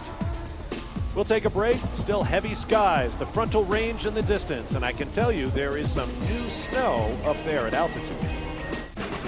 Welcome back to Denver, where the grassroots movement is afoot to elect Thomas Kendelschlong governor of California. Now, what about this equal time issue, Thomas? Well, as you know, when you're a candidate, all the candidates are promised equal time, which would mean, with my time on Speed Channel, it'd be like 5 hours a week for all the other guys. But it might have been a blessing to not get our paperwork in on time, because what we're going to do is we're not officially in the race. We're going to get our word and our ideas out there. I talked to Bill Clinton. He says what's most important is get out there and press the flesh. So I've been out there this weekend doing that, and then what we're going to do is we're going to do a recall on the recall, kind of a reach around sort of move to try to bring this full circle. I like your choices of flesh to press. Well, I mean, it worked for Bill. Yeah. But you don't have to tell the truth. Oh no, you're Thomas Kendelschlong. New ideas rooted in love. On board with Mario Dominguez, who is hoisting himself up through the field with this off-sequence pit strategy. And it could not be falling more perfectly for him. He, on those 5 laps after everybody else stopped, he got held up a little bit in traffic. We saw him picking his way past the players' guys, so he didn't get great laps in. But now he's out there. He made up 4 spots anyways. He's in 9th. But he's got a huge gap in front of him to Monteiro, so he can make a bunch of time. I think Dominguez could easily end up in the top 5 if this plays out without yellow. And Tommy, he is very happy with the handling of the car. They put 4 tires on. They made no changes. He said, just give me fuel, let me go. Tracy has marched through the field. He's made up 5 places. And when once again they've hit ahead of him, he'll have the hot setup to make up time on a clear racetrack. There are the pit windows once again on the normal 3-stop strategy. Opening at 10, closing at 32. Opening at 42, you better be done by 64. Then the final window will open on lap 74. Keep this up here for a second. Okay, well, now what Dominguez is doing is where he's making his hay is by stopping on lap 5. Everybody else stops on 32, 64, 96. He's stopping on 37, 69, 101. There it is again. Okay, so and during those laps, now I said if there's no yellows. Actually, if there's a yellow anywhere in that 5-lap window, it supercharges the advantage he's got right now, because he would stop after everybody else has stopped and had those slow laps on cold tires.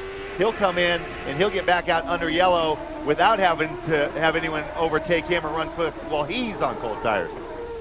So we'll try to keep you posted on all those iterations and what's going on as it unfolds. I love this stuff.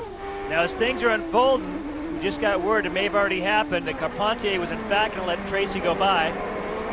On board with Monteiro. Take a look at Haberfeld again. Yeah, Paul in fact has gotten by. And we heard that Carpentier did let him by. Team orders to let him go. Well, we heard how the Newman Haas team was going to work to try to do everything they could to help Bruno in that quest. This is a situation where you don't like to interfere with people's races, but with so much at stake, players not having won a championship since Jacques Villeneuve. So this is something that probably was a smart move on their part when Pat couldn't pick the pace back up. And the reason Paul Tracy wanted by is evident. That last lap, a 62.6 second lap, fastest in the field. More than a half a second, actually almost 3/4 of a second faster than when he was running behind Patrick. The damage is somewhat done because he's now almost 11 seconds behind Fernandez in 4th place. So he's got a clear track to try to string some good ones together. But it's hard to make up. You make it up a few tenths at a time. Saw some marble build up offline there on the back straightaway. And it's brutal. You get up offline there, you're going to the fence. I mean, it's just all junk out there. It's an important point to bring up about this track and how exacting it is, both for Dominguez, who's on this deal where he really has to push to make time. Same holds true for Paul. I mean, the edge here, the knife edge here is even sharper than others. And so to really have to charge lap after lap. Minus 11 to Fernandez. We got about 15 laps until we have to stop again. We saw how hard it was for guys to go a single lap without making a mistake in qualifying when they were pushing kind of 11 tenths. But now a situation where you're trying to string lap after lap together, it's really difficult. That's right. I was just going to come up with that. Just watching the times here, Tracy just ran the fastest lap of the race, so he's moving.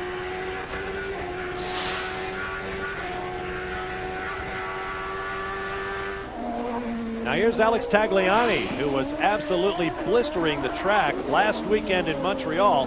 Currently, he is back in 12th, running in the 63.3 section. Calvin? Down here with team owner Paul Gentilozzi. Paul, you came so close to the victory last weekend, but you rolled off the truck slow here this weekend, and it's hard to play catch-up with this competition. Well, we're a year behind. Everybody else has been here with their champ car. We have not. Today, I'm afraid the shortfall is the team, not the driver at all. What is the problem with the car? I know early in the weekend you're struggling with the braking. What is the balance of the car in the race today? We still don't have enough front grip. You know, Alex's technique relies on late braking and getting close to the corner to carry speed. We haven't been able to give him a car that allows him to do that. Well, nonetheless, certainly a very impressive performance by this team. So close last weekend, and what a popular victory that would have been if Alex could have brought it home. Now, while we were watching that and listening to Calvin speaking with Paul Gentilozzi, Mario Dominguez turned in a lap at 62.8. Paul Tracy's fast lap of the race thus far is 62.5. Here we're on board with Michel Jourdain, getting a lot of heat right now from Manning. Manning has been quick this week. See right here, that's RPM, miles per hour. This is the gear selection right around there. And this is here is when they get on brake, inline acceleration, or where the green is throttle, the red is brake. There's a little bit of a delay. He's on the brakes now, but didn't register until right there. We're kind of fine-tuning our telemetry where we're going to have to, the brake, what we'd like to eventually be able to show, if we can get that range set right, show, you know, who's developing maybe more longitudinal G in different corners as a way to kind of showcase what the techniques are. Boy, got up to about $150 on that short run up to the right-hander, a 90-degree corner at turn 6. Out of the parking lots at the Pepsi Center and on to Aurelia Parkway. Tracy is taking huge chunks out of the gap to Fernandez. Last lap, another low 102 lap compared to Fernandez's 104 flat. So it was 11 seconds. It's already down to about 8.5. The team tells them, hey, we need you to close that up. It's like they're ordering a pizza. So you say, just lop off 11 seconds from another world-class driver in the same type of car. No problem. No problem whatsoever. We'll take a break. Oriol Servia leads over Bruno Junqeira and Sebastien Bourdais on a big weekend for Newman Haas. Welcome back to the Champ Car Grand Prix of Denver. Bob Barsha, Scott Pruitt, nominee for Driver of the Year the third quarter. Tommy Kendall, Calvin Fish, and Derek Daly. Glad to have you with us into the second half of this race. Let's go down to the players' pits with Calvin Fish. Neil, Paul got around Patrick. Did you make that call?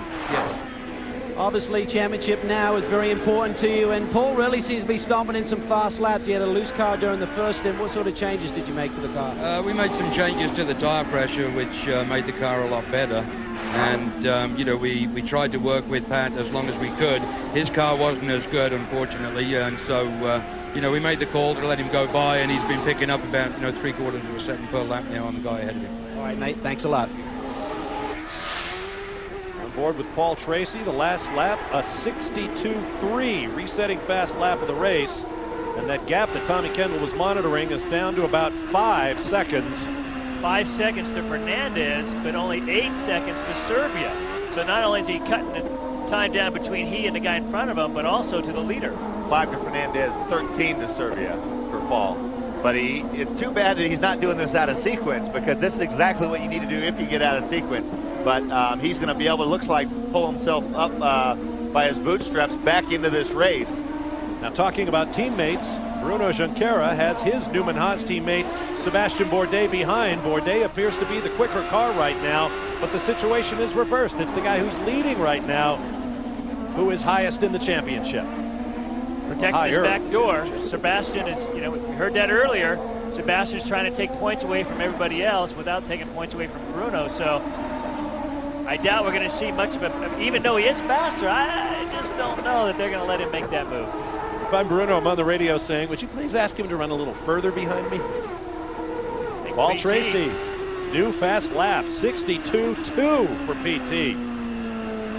Look at these numbers. We're not showing you all the fast laps for each individual driver. That's just the fastest of a number of fast ones by Tracy. Mario Haberfeld put up a good one. Bruno locking the inside. Now, those are the kind of mistakes you start making when you feel the heat on behind you. Sun is coming out. Deep, block the front. Get in, a little loose. A little too deep, block the front. Look at the dark shadows. Much more stark now. The sun beginning to poke through the clouds. That'll heat the racetrack and add another variable.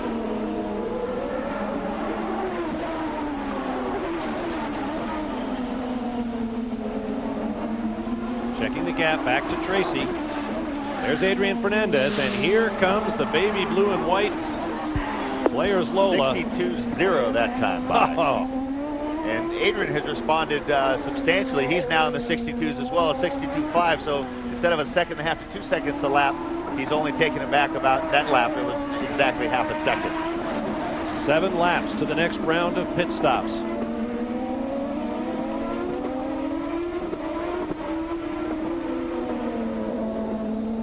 Last up to turn 6. Look at all that Bridgestone rubber down there in the braking zone. Junqeira and Bourdais. They are closing up on Serbia. 6 laps to pit stops next time by. Now, while Paul Tracy is cutting these fast laps, let's go on board with the sounds of speed.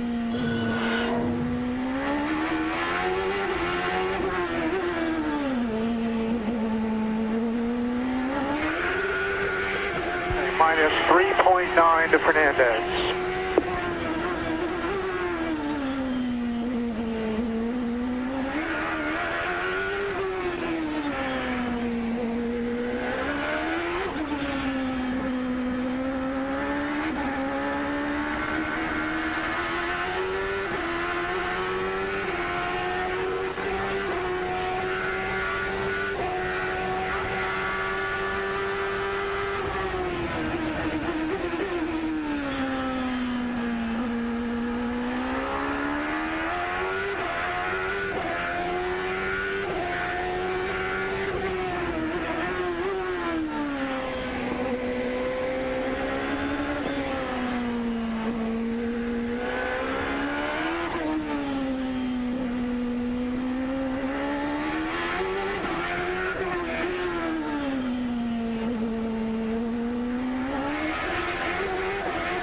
Minus 3.7, minus 9 to the leaders.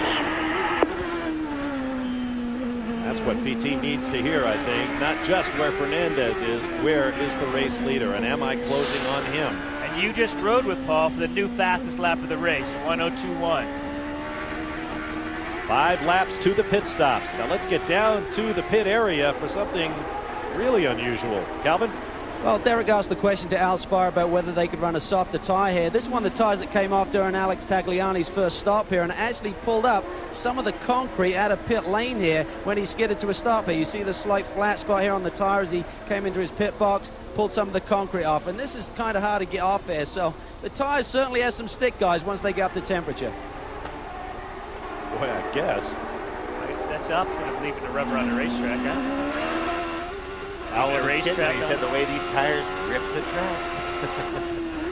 Now, we got to mention one thing, is the fact that it is typical for a track like this to continually go faster. They have not had the opportunity to do a lot of running to get that rubber buildup because of all the bad conditions, a lot of the rain washing everything back up. So what we're going to see as this race goes to conclusion, these guys are going to go faster and faster and faster because of this rubber buildup. There's flat traffic ahead of Serbia. And he remains the leader with Junqeira less than a second behind. We'll be back to Denver, Colorado in just a moment. Stay with us. Welcome back to the downtown streets of Denver, Colorado, where we have a very interested spectator, Mad Max Pappas. Max, I know you're disappointed not to still be in the PK racing car, but what are your plans now for the end of the year and for next year? Now, first of all, I'm here cheering for them, and hopefully they can capitalize a little bit on the work we've done the last couple of months. You know, I've been, this week and spending a bit of time with Fittipaldi, Digman, and Mario Haberfeld, and I'm really pleased that they're doing a great job at the moment. Thanks, Max. Sorry, Patrick Carpentier, I believe, has just crashed into the tires. Yes, he has. Talking with the crew. Probable front end damage. Certainly the front wing is off the car. Took the steering wheel off. Now it looks like he might be trying to get it back on again. Pit stops. Leaders are in. Calvin Fish. Oriol Serbia makes his way down. Now look for Bruno Junqeira. The team has said they will definitely short fill here. Under yellow, a little less pressure, but track position is key. Serbia hits the marks. The Vistion boys go to work here. Everything looks good so far. He doesn't look for a water bottle. Tires are done, waiting for fuel. Meanwhile, that looked like a lengthy stop. Let's go down and see how the Newman House boys did. Lost on both. Little tit for tat there. Short fill me, we'll short fill you back. You see Carpentier locked into the tire wall in turn one. Derek. Tiago Monteiro having a good race here. They had too much understeer. They made an adjustment to their front wing, and he goes on his way, and he's still behind Mario Haberfeld. There's Patrick Carpentier. It looks like he wanted to cross the racetrack. The Pacific Green safety crewman told him no. Pit stops continue. Now, everything seem okay there? F4. They're asking about Derek's team. Yeah, did a great job driving there. Good recovery in the pit stop. You were. Michel Jourdain is in. Calvin. Michel Jourdain comes in here starting on the fifth row. Certainly not the sort of day they were looking for. He's in here. Let's go. You're right. I don't know whether it really topped him up there because he was under no pressure to try and gain track position. He's back underway. Getting back to Paul Tracy's situation, it appears Tracy hit one of his crewmen during the hustle and bustle of the pit stop. He also hit Jimmy Vasser, Bob. Jimmy Vasser came in contact with Tracy in the pit lane. Well, let's see the whole Paul Tracy pit stop and see if we can unravel everything that happened. In real time, let's take a look at his stop. Coming down. Oh! Couldn't get into the spot. Had the tires laid out in such a way that it was very tough for him to get into his pit spot. He went to cut in and it sounded like he caught JB on the way in. That's in fact who was hit it right before him. There he is back on track in the bright sunshine. Shown in fifth spot. Bruno Junqeira reclaims the lead. Back to Calvin. Neil looked particularly close there coming in. Paul did clip one of Jimmy's tires. What was the situation? Basically, it was just a question of timing. You know, with when the yellow came out, Jimmy was in, had his stuff done, and was just leaving as we were coming in. Obviously, we were hoping that that team would have held their guy just for a couple of seconds. But with all the stuff that's going on, I think they probably misunderstood what was happening. Spoke to one of the officials. Will there be any penalty, or is this just part of the game? Really, I think it's just part of the game. I think if there were any penalty towards us, then that would obviously umpire tires, but I think that would be totally unjust. But right now, I think everything's okay. Okay, mate. Thank you. Here we get a shot on Tracy's car, see if we can find any damage.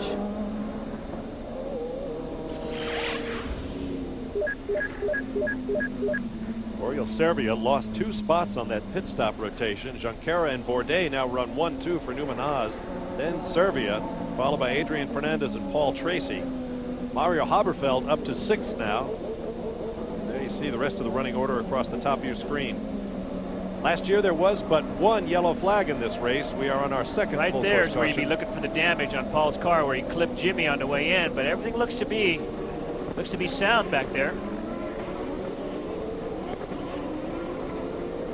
Let's take a look at Jimmy Vasser's pit stop. We ought to be able to see the contact pretty clearly. Watch the right front. Camera shot will change. There comes Paul. Bang, right there. Oh, and it caused Jimmy to lose the fire, which explains why he's back in 15th spot.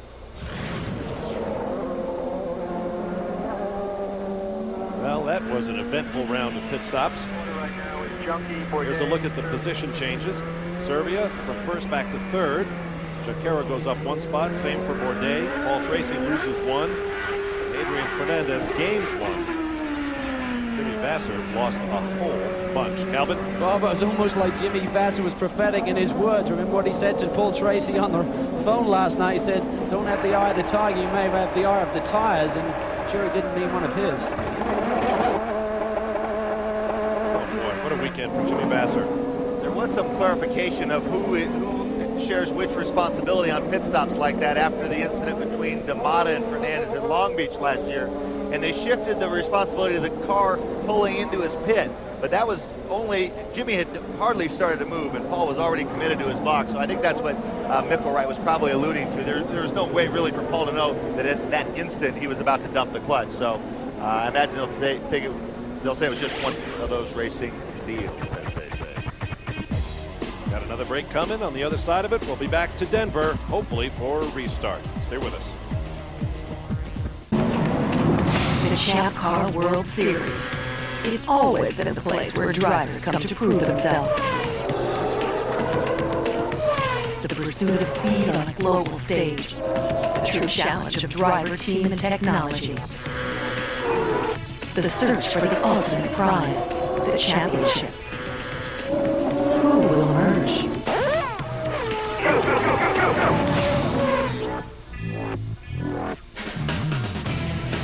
Speed Channel coverage of the Grand Prix of Denver is being brought to you by Simple Green. Let Simple Green keep your world clean. Welcome back to round 15. The Bridgestone presents the Champ Car World Series powered by Ford. We are going green after our second caution of the day. Pit stops were made on lap 62. They've had 2 laps at yellow flag pace as we go green once again on lap 66. One of the fastest cars out there besides Tracy, in my opinion, has been Bourdais. Now he's going to be protecting the back door for Junqeira. In the meantime, Tracy's going to do all he can to get by Fernandez in these opening laps. This is the perfect time to try and make that move. Cold tires coming off a yellow flag. And remember early on when we were updating you on Mario Dominguez, I said he does not want to see yellows except after everybody else has stopped. So what's happened now is everybody pitted, including Dominguez, so his opportunity to run out of sequence is over now. Everyone's on about the same. Wow, look at Paul trying to make something happen on cold tires. Got the fronts and the rears locked coming into 6th there. I think he realizes, well, everyone's bunched up on cold tires. This is his opportunity. But boy, oh boy, risky stuff. Dominguez had, to show you how effective that was on the clear track that he had after his stop, he had made up 9 seconds to the race leader by stringing together some quick laps. So that strategy, if it had gone green, would have put him right in the thick of the fight, I think. Right now, he is 8th. And Mario taking a good look up the back of Monteiro there. As we see Oriol Servia, Fernandez, Tracy, onto the back straight. We may see Fernandez come alive here. He is very good on this track. He has 2 wins on street circuits earlier in his career. Now, it's almost like a video game where you get kind of extra booster rockets or this and that. That short fill, Survey used it first to get into the lead. Both Newman Haas guys used it on the last stop. I'm not certain, but I think both Fernandez and Tracy have that still in their satchel. Dominguez taking a look. Looks like Haberfeld had luck at the front. That's Tracy. Monteiro taking a look. Something happened to Tracy. Big train of cars behind the championship leader. Here goes Big Dominguez. Wow, that was a great move into turn 9. Now on board with Michel Jourdain in 9th. And the last of the cars still on the straight-up pit strategy. And I got to say, Dominguez has been making moves these last couple races. I mean, there were some that were like desperate with all 4 locked inside Bourdais. Bourdais saw him and gave him room when they kept going through the chicane there at Montreal. But Dominguez is like possessed these days. He was called to the principal's office after last weekend's race in Montreal. Doesn't seem to have diminished his aggression much. Put a little donut on the inside on Darren Manning's new sponsor logo on the first lap of that race. Impressed with what I've seen from Dominguez today. Some big, bold moves, making him stick. Good car. Here the rears locking up. See the damage on that side, left front side pod from his first lap. Getting caught up in the Levine pinball.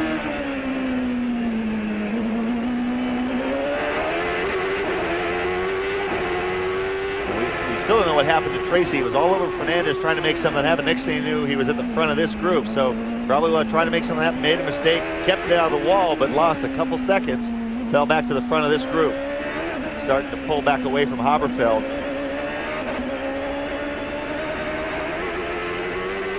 Now, that's what I was talking about at this track. It's just, you know, the line, the knife edge is so fine that you almost have to back it off and run 95% even when you're running hard, because to run that 100% is just, you're just taking chances every single corner, more than normal. Racing is about taking chances, but they're really, really low percentage. The biggest thing here is you take those chances, you don't get the benefit reward. Right. You get in a little too deep, and you just threw everything off. It might pick you up a couple, here you lose a second. And what you're gaining by taking those chances is literally probably a couple hundredths, where you're risking several seconds. But that's what's great about racing. If one guy says, you know what, I'm going to balance it on that knife edge every lap, then you've got to, or he's going to catch and pass you. So that's what's so fascinating about this in the battles all throughout the field. Looks like Tracy slipped up again there, going into 1. While the fastest man on the track right now is race leader Bruno Junqeira, a 62.6 last time by. The next quickest lap was his teammate at second place, Sebastien Bourdais, with a 62.9. The gap is nearly 2 seconds now. Junqeira to Bourdais.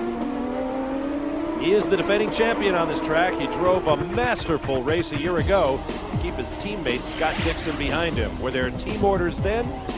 Team owner said no. Driver said yes. Welcome back to the streets of Denver, Colorado. A dramatic moment for Mario Haberfeld, who has to pit for a flat left rear tire. Is it okay? I need a thumbs. Hang on. Get on a break. Don't let this rear wheel spin. Let me know. Okay. Obviously, he's had contact on that left rear corner. And that contact was with Mario Haberfeld. Mario Dominguez, excuse me. I'm getting Mario's mixed up. There's another look. Dominguez, coming from behind, tried to slide under and instead slid into and paid for it. So we were talking about. Wow, and almost caused another big one. Right. Like I said, you got to take those chances, and they're especially big here. Look at all the positions he's losing. On board with Dominguez. That last downshift got the rears locked up.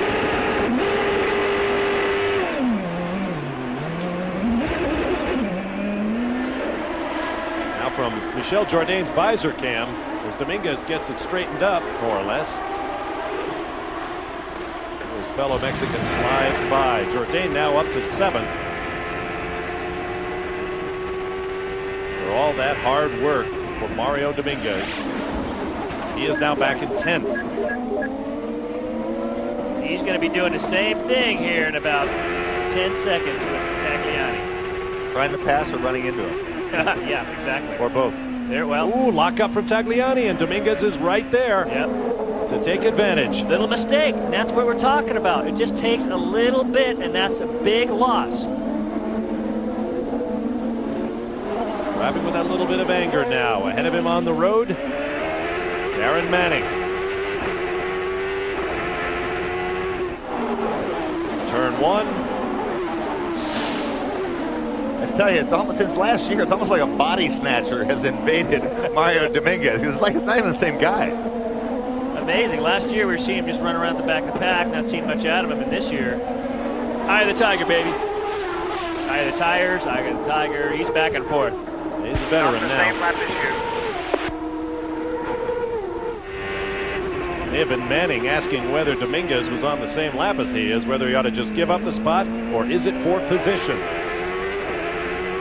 See the real movers and shakers on the day thus far. 5 spots each for Dominguez and Moreno, 4 for Tracy, and 4 for Mika Salo, who appears to be getting into the rhythm of things on his first Champ Car weekend. And in case you're wondering, Mario Dominguez already has a reserved seat in the steward's office after this race. Yeah. Opinions? I'd say he's earned that. I mean, I don't like that wheel mark on the first lap at Montreal. That's hard racing. You know, the desperation, all 4 locked up inside Bourdais. If there'd been a wall there, there'd have been a big wreck. So I think that kind of started the attention. Now here, you got to take chances to make moves, but what they don't want is for you to show kind of a total disregard for everybody else on the track. And so that's the fine line that I think the stewards have to tread, and I think he's probably earned the talking to here. Yeah, don't be bushwhacking him. I say let him race. Of course, I'm not sitting where he is. He's already on kind of doubles, triples, top secret lap down probation from If he had been lap down and had done that, then he would have gotten a real talking to.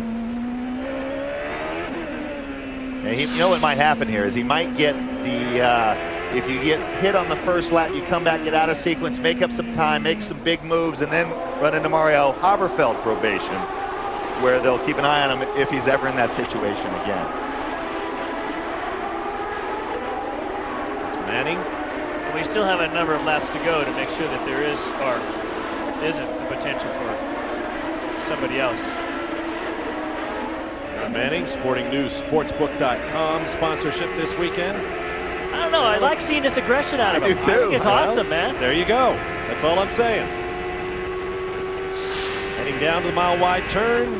Will he try it? I bet he will. Wow. And that make it stick.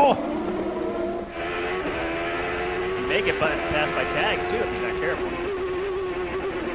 I'll tell you what, rushing those downshifts like that adds a lot of rear brake. Letting the engine help you haul the rear wheels down. I'll tell you what, Mario Dominguez might become our Kurt Busch. Pushing the pedal and pulling the trigger, but not making many friends. I said, baby, bushwhacker. Okay, your previous lap was your fastest of the race. Good job. Keep it going.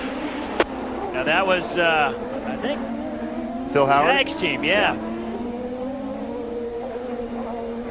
Tagliani shown in 10th. Dominguez 9th. Manning is 8th. Well, we're talking about Dominguez aggression. I want to take you back a little earlier in the season. Before we do that, let's take another look at what just transpired down there in the mile-wide corner. From overhead. And that's coming from quite a ways back. And now if Manning had every right to turn in because Dominguez wasn't there yet. Manning had enough awareness to know that even though I'm right here, it doesn't do me good if he's parked in my side pod. Well, isn't part of a pass like this getting up there and showing the other guy that you're there? Well, but at some point you have a right to turn in. So I mean, if you basically just say, I'm coming no matter what, you got to get out of my way, that's not what it's all about. So Manning, basically, if Manning doesn't use good sense and basically say, you know what, I shouldn't have to do this, but I am, that's where the stewards say, you know what, he shouldn't have to do that. And so I'm not sure what they're going to do about it, but that's something that adds to what's already transpired. Well, the heck with the rest of the year. He did it at Lausitz, he did it at Montreal. We've been over that ground. This is the new Mario. Let's Let's see, as they launch onto that half-mile-long backstretch, he tries another one of those long-distance passing maneuvers. Now, there are ways to deal with that. If a guy comes storming down the inside and just basically uses you up, you can hold the door open and let him go, and then you can just dump him in the next corner. It's kind of vigilante justice. A little harder to do in cars without fenders, but... Meantime, Bruno Junqeira and Bourdais have literally checked out. Almost 12 seconds up on Serbia. Fernandez, Tracy. Looking like a good day for Newman Haas Racing. It's amazing how what appears to be tire pressures really transforms these cars. Early on, Bruno had the measure, it looked like, was able to run the pace. Paul was not particularly quick. His car really came alive after the stop. Now it seems to have flipped back the other way. The Newman Haas guys running the low 102s, everybody else in the 103s.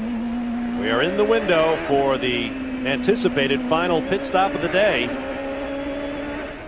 Oh, Roberto Moreno, turn 1.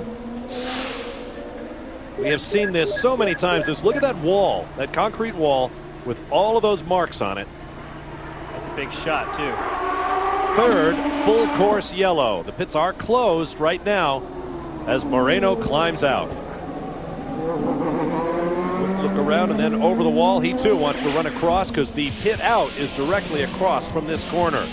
We'll take a break and return to Denver for pit stops.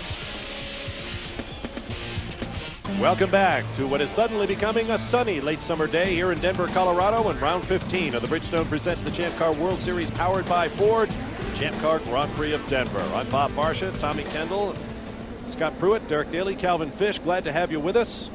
We are under our third full course caution since this race was green flagged. The pits are now open. Calvin Fish.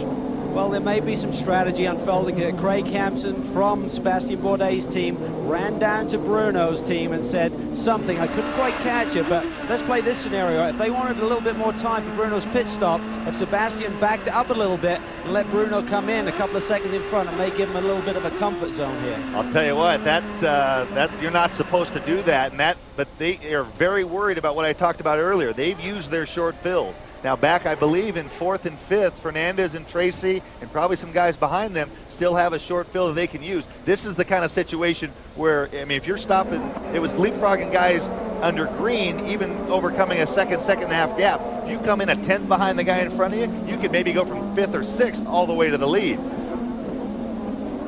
Bruno Junqeira leads his teammate. Sebastien Bourdais gets right up on his team leader's gearbox as they Hammerfeld was lagging, so that Serbia and those other guys were not right on the leaders. Look for Jimmy, hit your mark. That's a mistake. Let's go around Sebastian's guys. Fuel be quick. Fernandez. It's one of the teams that has a short fill. This is the thing you're going to see. The tires are going to be the last thing to get finished. Bourdais plugs in, fuel's on. Line when you exit.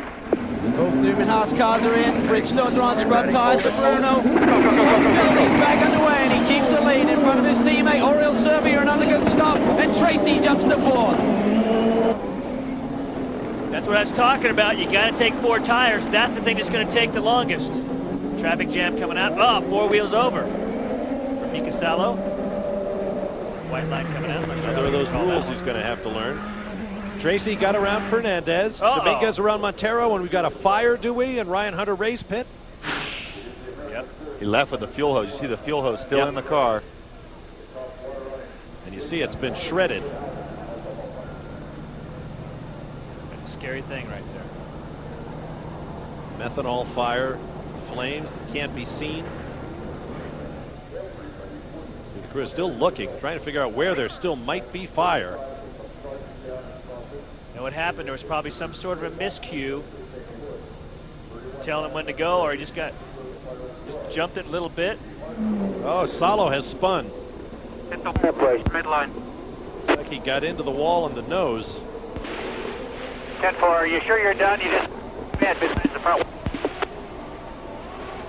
John Ward, his engineer, on the radio with him. Now he is praying that the safety crew is going to get to him and get him bumped and get him going before he goes a lap down. Ryan Hunter Ray sitting on the pit wall. Here's another look. Watch the fueler. Let's see if we can see anyone signaling him. He's having trouble getting it in. There it is. And he couldn't get it out. Couldn't get it out. Same problem. At least he had the experience. Now look at that pouring out of there. And as soon as it strikes something hot, brakes, exhaust headers, whatever. It never lit, looks like. That is a huge blessing. It poured out. Look at the crewmen reaching into the cockpit to help their driver get unbuckled. It's hard to see with these helmets and the Hans devices over your shoulders. Everybody's pitching in. You got teams, other teams jumping in, Fittipaldi throwing water. crew in there. Safety team EMTs, Todd Coulter and Craig Hitchcock right there. There's Ryan Hunter-Reay's car being wheeled away after a very, very scary moment. The guy in the right front clearly motioned him to go when he thought the fueler was starting to pull out, but he didn't wait until he saw the fueler pull out. Well, they couldn't get it in straight and couldn't get it out again. I don't know, it looked like that thing got cocked up in there. Just a little burr of metal is all it takes. And there is Salo. He knocked the front wing off. And going a lap down. Calvin Fish. Well, I'm trying to read between the lines as to what that message may have been by Craig Hampton over to Rock Hughes engineering Bruno's car. Maybe they were just trying to get Bruno to back up from the pace car, create some space there, bunch the field up, and then speed up to the pace car right before pit entry, because when they came in, they certainly seemed to have a cushion over everyone else. They got great stops to get back out again, avoiding the incoming Alex Tagliani. Here they come. Now the pit stop of Bruno's, he pulled away 7.6 seconds, so it was another short fill by Bruno. The question might be, how can they do another short fill? Basically calculating now how many gallons they need to go to the end of the race with what's in the car. That's what they need to add, so we'll see if their calculations are correct. There's Ryan Hunter-Reay, and Derek is there. Ryan, a racing driver's greatest fear is fire. That was pretty scary looking there. Yeah, it was. It got so hot I can't even. It was real scary. But luckily they got the water on me quick and no problems. Any burns at all? No, I don't think so. No. Okay, and obviously doesn't want to talk to us any longer, but very scary moment for Ryan Hunter-Reay, but he is 100% fine. He was in a Toyota Atlantic Championship car on this circuit last year. He's had a podium, that coming at Mid-Ohio. Now he's at the other end of the spectrum. As Derek says, a driver's worst fear is fire. We'll be back. Welcome back to Denver, Colorado. Be sure to join Dave Despain for Wind Tunnel, Monday through Thursday nights at 9 p.m. live here on Speed Channel, the only racing talk show in television. Among Dave's guests this week, IRL champion and newly announced Penske Racing driver Sam Hornish Jr. on Tuesday, and AMA champion Ricky Carmichael on Wednesday. No matter what form of motorsport you love, Despain wants to hear from you on Wind Tunnel, 9 p.m. Eastern, Monday through Thursday.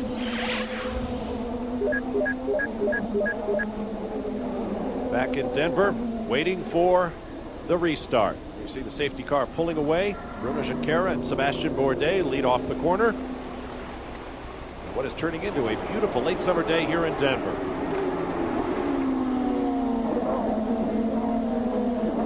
It seemed like an early departure for the safety car. These guys have a long way to go by themselves, but this is the final corner.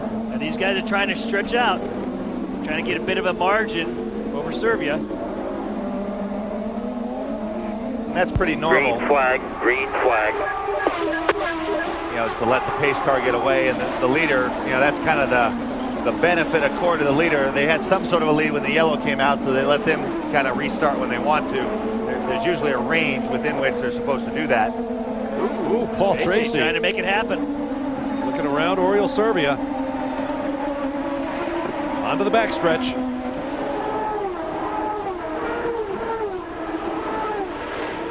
This is the perfect opportunity. Everybody's bunched up, trying to make a move.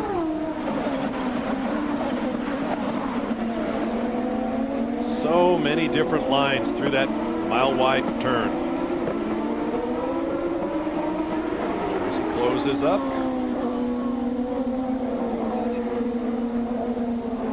You're Paul Tracy. Are you thinking third place or big picture? If you're Paul Tracy, you're thinking third place. Oh, Mika Salo, already a lap down from a collision earlier, has really done it in this time.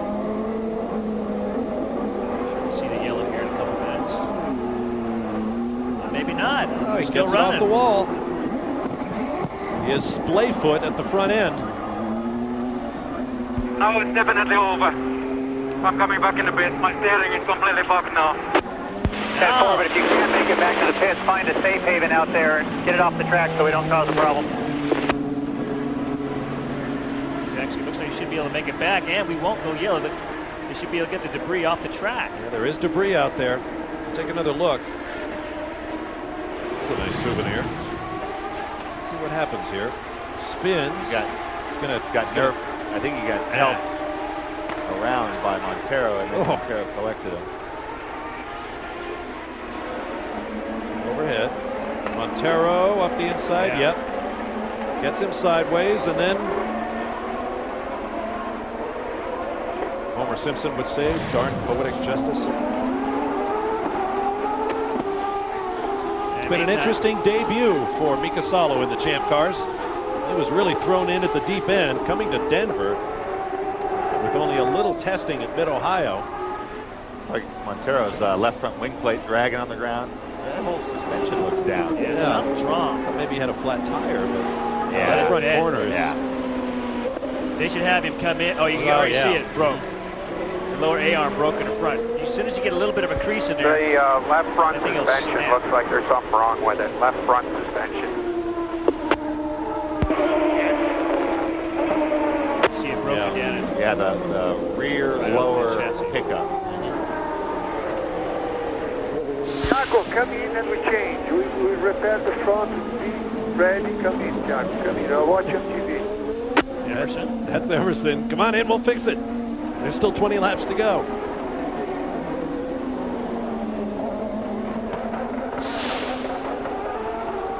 Okay, what's your speed limit, Tiago? He has a lot of oil buildup on the front of his helmet. Comes the wheel, and the surgery begins.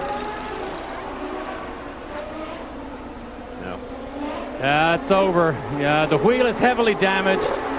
It looks like it's the bottom upright mounting that goes onto the outside, the outboard end of the bottom wishbone has broken. It's over.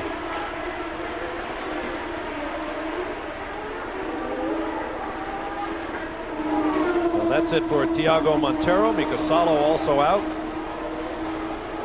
Bruno, again, having Denver in his, I would say all the way in his pocket, but certainly is setting the pace right now. And he has a friend behind him. Bruno wants to keep the Mile High Club all to himself. 8 cars now out of the race. It's extraordinarily heavy attrition from what we've seen earlier this year. But then again, this is a street circuit. This is Denver. We knew going into this track does not take mistakes kindly. You make a little mistake, and it'll take you out of the race.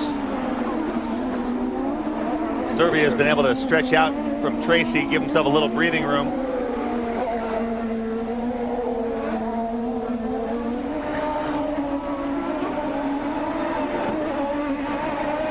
Get back down to the Fittipaldi-Dingman pits with Derek. In discussion here with Emerson, Tiago, I know it's an emotional time. It was such a good race, but what happened to that move? It wasn't a move, I just couldn't brake. After my second stop, something was wrong with either the rear tire or the front left. Well, the point is that my steering wheel wasn't straight, and every time I turned left, I was losing the rear. And when I broke, I mean, it just the rear locked again, and couldn't stop it. I don't know if it's a tire pressure problem or a puncture. I don't know. Okay, sorry you're out, but it was a good day. I think the word he meant was brake to try to slow down before getting into Mika Salo.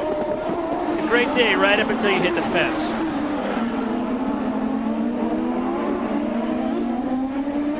All 3 Mexicans running in a row. Fernandez, Jourdain, Dominguez up into 7th after all of that's happened to him today. They have this expression. An old Southern humorist once said, the difference in the word naked and naked. Naked means you have no clothes on. Naked means you have no clothes on and you're up to something. I think right now Mario Dominguez is up to something. Looks like he might. Jourdain locked up the inside. Now just can't quite get it done. This is the area I see Now, he already passing knows, right up into there. He already knows he's going to the principal's office. They talked to him under the last yellow. He's already in trouble. He's like, you know, what are they going to do? Hold me after school? They're already holding me after school. They put a headset on one of the Urdez competition crew people to speak with race control. They wanted to make it very clear what they were thinking about their man Mario. Nothing official has been announced yet. Mario appears to be on the march once again. We'll take a break. We'll be right back. Well, I said we'd look at it, then I said we wouldn't, now we will. This was a week ago in Montreal, where Mario Dominguez and Sebastien Bourdais spent lap after lap in one another's company with wheels practically interlocked, heading for the chicane that leads onto the start-finish straightaway. Back in Germany on the Euro Speedway Lausitz, this was Mario Dominguez, and a very spectacular move that you won't be taught at any driving school by Sebastien Bourdais. Dominguez wound up being penalized on a pit stop. Bourdais was not, and that got up Mario's nose for some time. But it has not lessened his aggression, and right now Mario Dominguez is behind his Mexican countryman, Michel Jourdain Jr. As we saw moments ago, Mika Salo and Tiago Monteiro ushered one another out of the race. Eric Daly is standing by with Salo. Mika Salo is here. Mika, sorry, just want to jump in for a second. Difficult day. You didn't want it to end that way, but at least a time of experience. Oh, it was good. Race was going okay. I could follow the pace, and lap times were good when I caught up the guys. Then just a stupid beginner's mistake, and lost it with the cold tires. Trying to warm up, get some heat on the tires, and just spun it and hit the wall a little bit. Actually, Mika, don't be so hard on yourself. Tiago Monteiro had a brake problem. He hit you. That's why you spun. Yeah, that was second time, but that's really stupid because I caught him in a hairpin and then he just hit me from behind. And that was the end of the race, so pretty stupid way to end it. We could have scored points somewhere. Did you have any fun? Yeah, it was fun, yeah. It was actually, I was surprised. I was really cutting it all. It was not so hard. And, obviously not in the pace completely, but lap times were reasonably good, and it just shows how difficult or important the qualifying is. Exactly. Thank you, Mika. 110 starts in a Formula One car teaches a driver a little perspective. He actually should have won a race. He was substituting for the injured Michael Schumacher in Ferrari once. Mika Salo was ordered to pull over for Schumacher's then teammate Eddie Irvine. He is a talent. Now we're watching Bruno Junqeira on the race lead. We have 13 laps to go, but we're being told that he may have scraped the wall in turn one right there. We don't have any videotape replays, and I didn't see an awful lot of white walling on the sidewall of the tire. That'd be just a little kiss. The gap did close up big time, up to Bourdais got within 0.7 of a second, which now is back to 1.0. Let's check in with the team. Calvin Fish is in the Newman Haas pit. Peter, we had a report that Bruno may have brushed the wall. Can you confirm that for us? Yes, he did. Turn one. Just a little one. Now, team players have used team orders to try and get Paul Tracy a little further in front of the field here this afternoon. Do you now use team orders to try and protect Bruno with Sebastien behind him? Basically, yes. Okay, well, there you have it. Team orders coming into place as this championship gets down to crunch time, boys. That's it. Forthrightness. Peter's never lost for words. Because I didn't use too many. I didn't use them up. Let's take a look at our race summary. Bruno Junqeira back on the race lead. He's led 62 laps, picking up a bonus championship point, and that's exactly what he needs to do in his battle with Paul Tracy for the championship. We've had 3 lead changes and lots of other passing. 4 caution flags for a total of 12 laps. Remember, 2 of those came right at the start of the race. There are the leaders and the number of laps led. Good race for Oriol Servia, who currently runs in 3rd, just under 6 seconds behind Bruno Junqeira. Cars out of the race, lots of them. Rodolfo Levine, Walter Salas, Patrick Carpentier down in turn 1. Roberto Moreno, same spot. Ryan Hunter-Ray, a pit fire. He is all right. Mika Salo and Tiago Monteiro came together. A lot of contacts. A lot of contacts in that.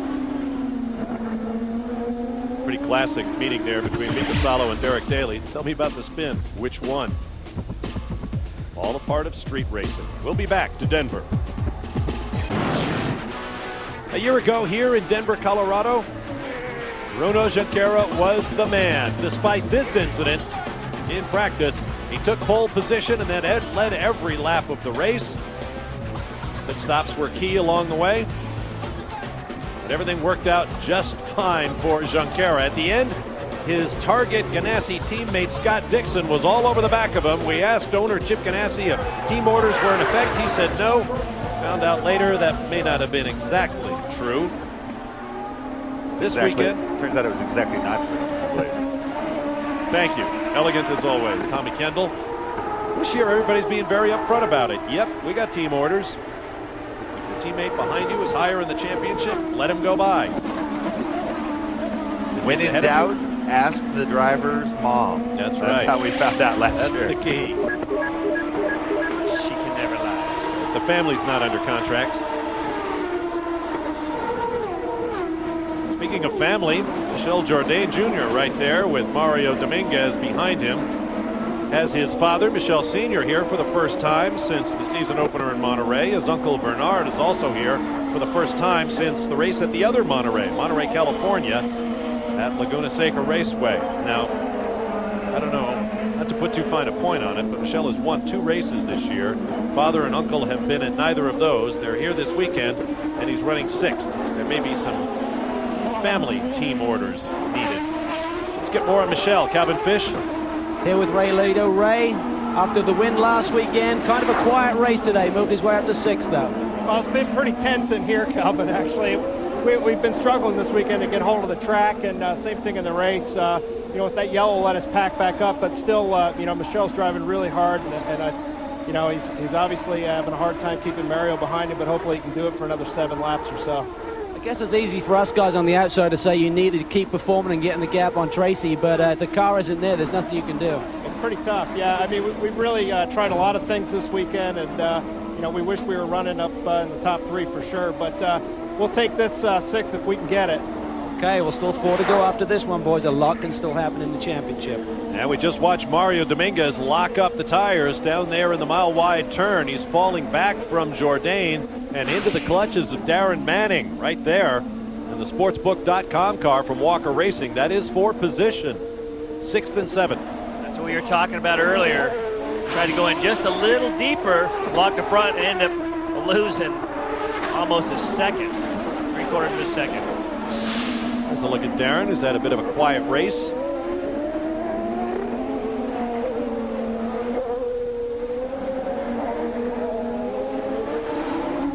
Looking up at Walker Racing, they could be a 3-car effort next year.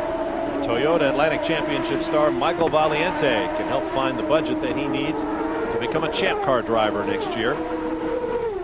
There's Alex Tagliani and Mario Haberfeld running nose to tail, 9th and 10th. Haberfeld, though, has to come into the pits, I believe, this lap. He did not stop under that yellow. We saw the gap that the Newman Haas guys created for themselves right before they ducked in the pits.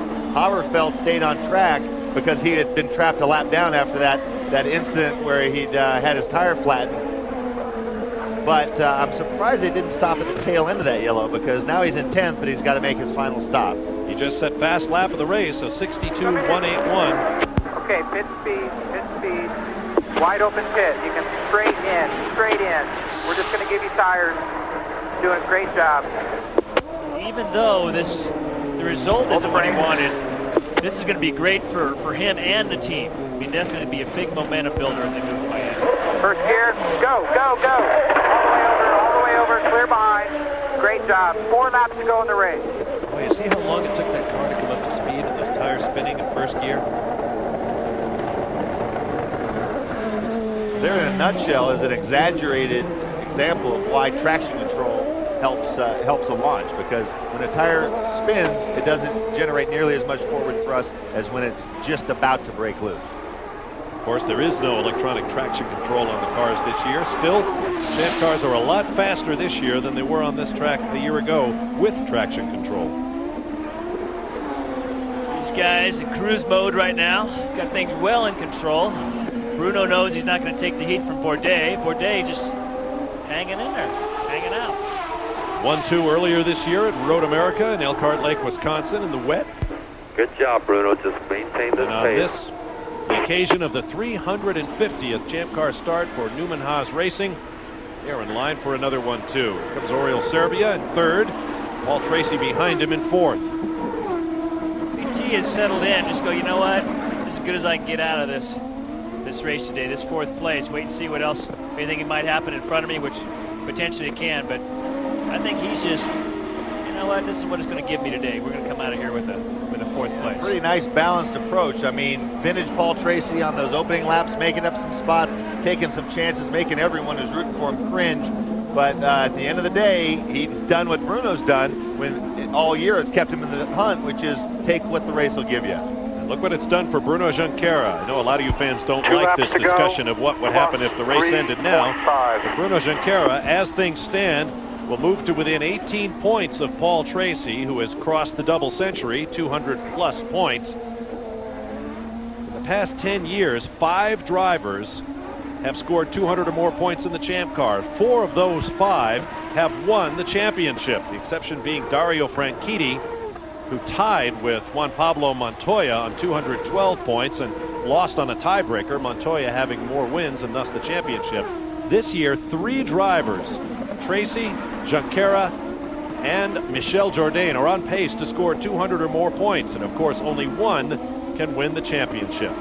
And Fernandez, those guys were having a great run today too. They needed a good shot in the arm, and I know this may not be the exact result that they wanted, but they did a great job today. White flag, 1 lap to go here at Denver. Bruno Junqeira doing just about everything he can in his bid for a championship in his 3rd year in the Champ Cars. This is race number 15. 4 more races to go. 23 championship points available in 3 of those, the exception being the 500-miler on the Super Speedway in Fontana, California, when only 1 round of qualifying means just 1 championship point in qualifying, or 22 on the weekend. Scott says they're in cruise mode, but they're actually still clicking off the quickest laps in the field. As things stand, Adrian Fernandez and Alex Tagliani will be eliminated mathematically from championship contention, and that will mean there are 6 still alive for the Vanderbilt Cup, which embodies the championship, and the Bridgestone presents the Champ Car World Series powered by Ford. But this day is all about Newman Haas Racing. 350th start, 11th 1-2 finish for the team in its glorious history, 73rd victory for the squad. Good job, Bruno. Good job. And 2nd of the year for Bruno. Hey, great job, everybody. Great big talk. Thank you very much. Undefeated in Denver is Bruno Junqeira. Unofficially, Oriol Serbia 3rd, Paul Tracy 4th, Adrian Fernandez 5th, then these 2, Michel Jourdain and Mario Dominguez. This race has got me so excited, I think I'm going to go do it myself. Good idea. Why don't you just go find your average Rocket Sports Jaguar out there and take on the Trans Am field. Thanks, guys. Good luck. And you will see that race here on Speed Channel tomorrow at 1 p.m. Eastern Time. Scott Pruitt goes for his 3rd Trans Am title. You want to pay for the rebuild? This is a donut discussion. You have to run this. That's okay. Now, thank you. Great job, guys. Darren Manning finishes in 8th spot. That's his 8th consecutive top 10 finish, and I believe that sets a record among Champ Car rookies. We'll be back to Denver. Welcome back to Denver, Colorado, as Bruno Junqeira climbs from his Newman Haas Pacific Air Lola, his 2nd consecutive win. In fact, the only winner this Champ Car race has seen in Denver. Let's go down to Derek Daly. And Bruno Junqeira, for the 2nd consecutive year on the streets of Denver, Colorado, he is the winner. He told us at the start of this race that it would be a time of discipline for him, and Bruno, that was, I know it wasn't easy, but that was a very good championship run. Yeah, it was very good. More different than last time. This time save a short field in the first pit stop, and I have to be really patient. But the Pacific Air car was great this weekend. I was going away from Sebastien, then the yellow flag, and I went away from him again. I was open like half a second a lap, but I made a mistake on turn 1 and said it's not time to push. and it was great. Was that mistake when you hit the wall, Bruno? I just brushed the wall, just went too fast on the power, and the guy snapped oversteer. But I mean, it was a great weekend. Then I said, "You're not gonna pass me anyway because this track is really difficult to pass." And I just make sure that I do turn 4 before the back straight fast, then he'll not never pass me, and that's what I did. Thanks, Bruno. Well done. Go give your engineer Rocky a big hug there. Great day, Calvin. Well, it was a Newman Haas 1-2, which celebrates the 350th start for this team, and Sebastien Bourdais, you really played the teammate there today. Did you have a fast enough car to win? Yeah, we had a fast enough car to win, but it's all about track position, as I said to the start. We never got a shot on Bruno, and I mean, no, it's just I think we had a really identical car, so we were lapping pretty much the same. And as there's no way to pass, I just did my job, finished on the podium, just make sure we're gonna win this rookie of the year and see where we're gonna end up at the end of the championship. Had you predetermined before the race started that you needed to support Bruno in his championship charge today, or did this develop during the race? No, obviously I'm not gonna try anything stupid on Bruno till the end of the year, but we tried as much as we could together. I think he did a small mistake. That shows that we were 100% together. I think we showed a good thing to the crowd, and my McDonald's Lily car was perfect, so it's all which is very important. Sebastien, great job today. Let's go over to Derek once again. With Oriol Servia surrounded here by the flag of Spain, his native country, the Vistion car. What can you say? That was a long, hard day, but a good one. It was definitely difficult. I don't know, the track, instead of getting better and better, at least for me, was getting more slippery and more slippery every time, and it was really hard. I mean, we did fight. The first thing I was pushing behind Bruno as close as I could, and the guys got a great first pit stop, and we beat him, and then I was able to open a little bit of a lead, and, you know, I thought we could win this one, but only one can win, and I think the Newman Haas guys were strong all weekend, and we started bad, but we definitely, you know, fight back, and we were really quick, and I'm really happy for the Vistion car to be in the podium again. It looks like we are in a roll here, and there's still lots of races, lots of podiums, and hopefully wins to come. Absolutely. Thank you, Oriol.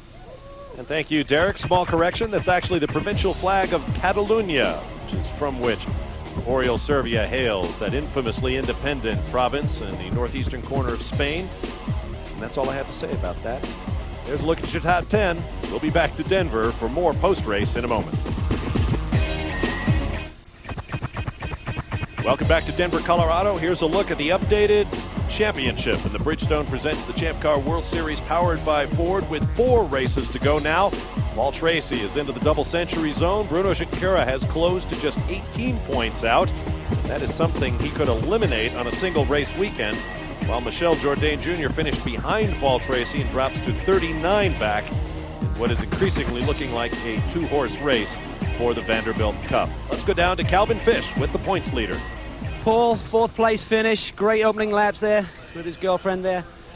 What do you feel about the race? The opening laps were spectacular, typical PT, but then you had a lot of control at the end. Yeah, I mean, we've got a few cars on the start, and it's just so difficult to pass here with the downforce level being so low. You're really dictated by how quick the car goes in front of you. Once I got by Pat, I mean, my car was super fast. I was catching the lead group, but you know, once I caught up behind Adrian, that was it. I was stuck there again. The second stint, you were really laying down some laps. Had consistently the fastest laps of the race.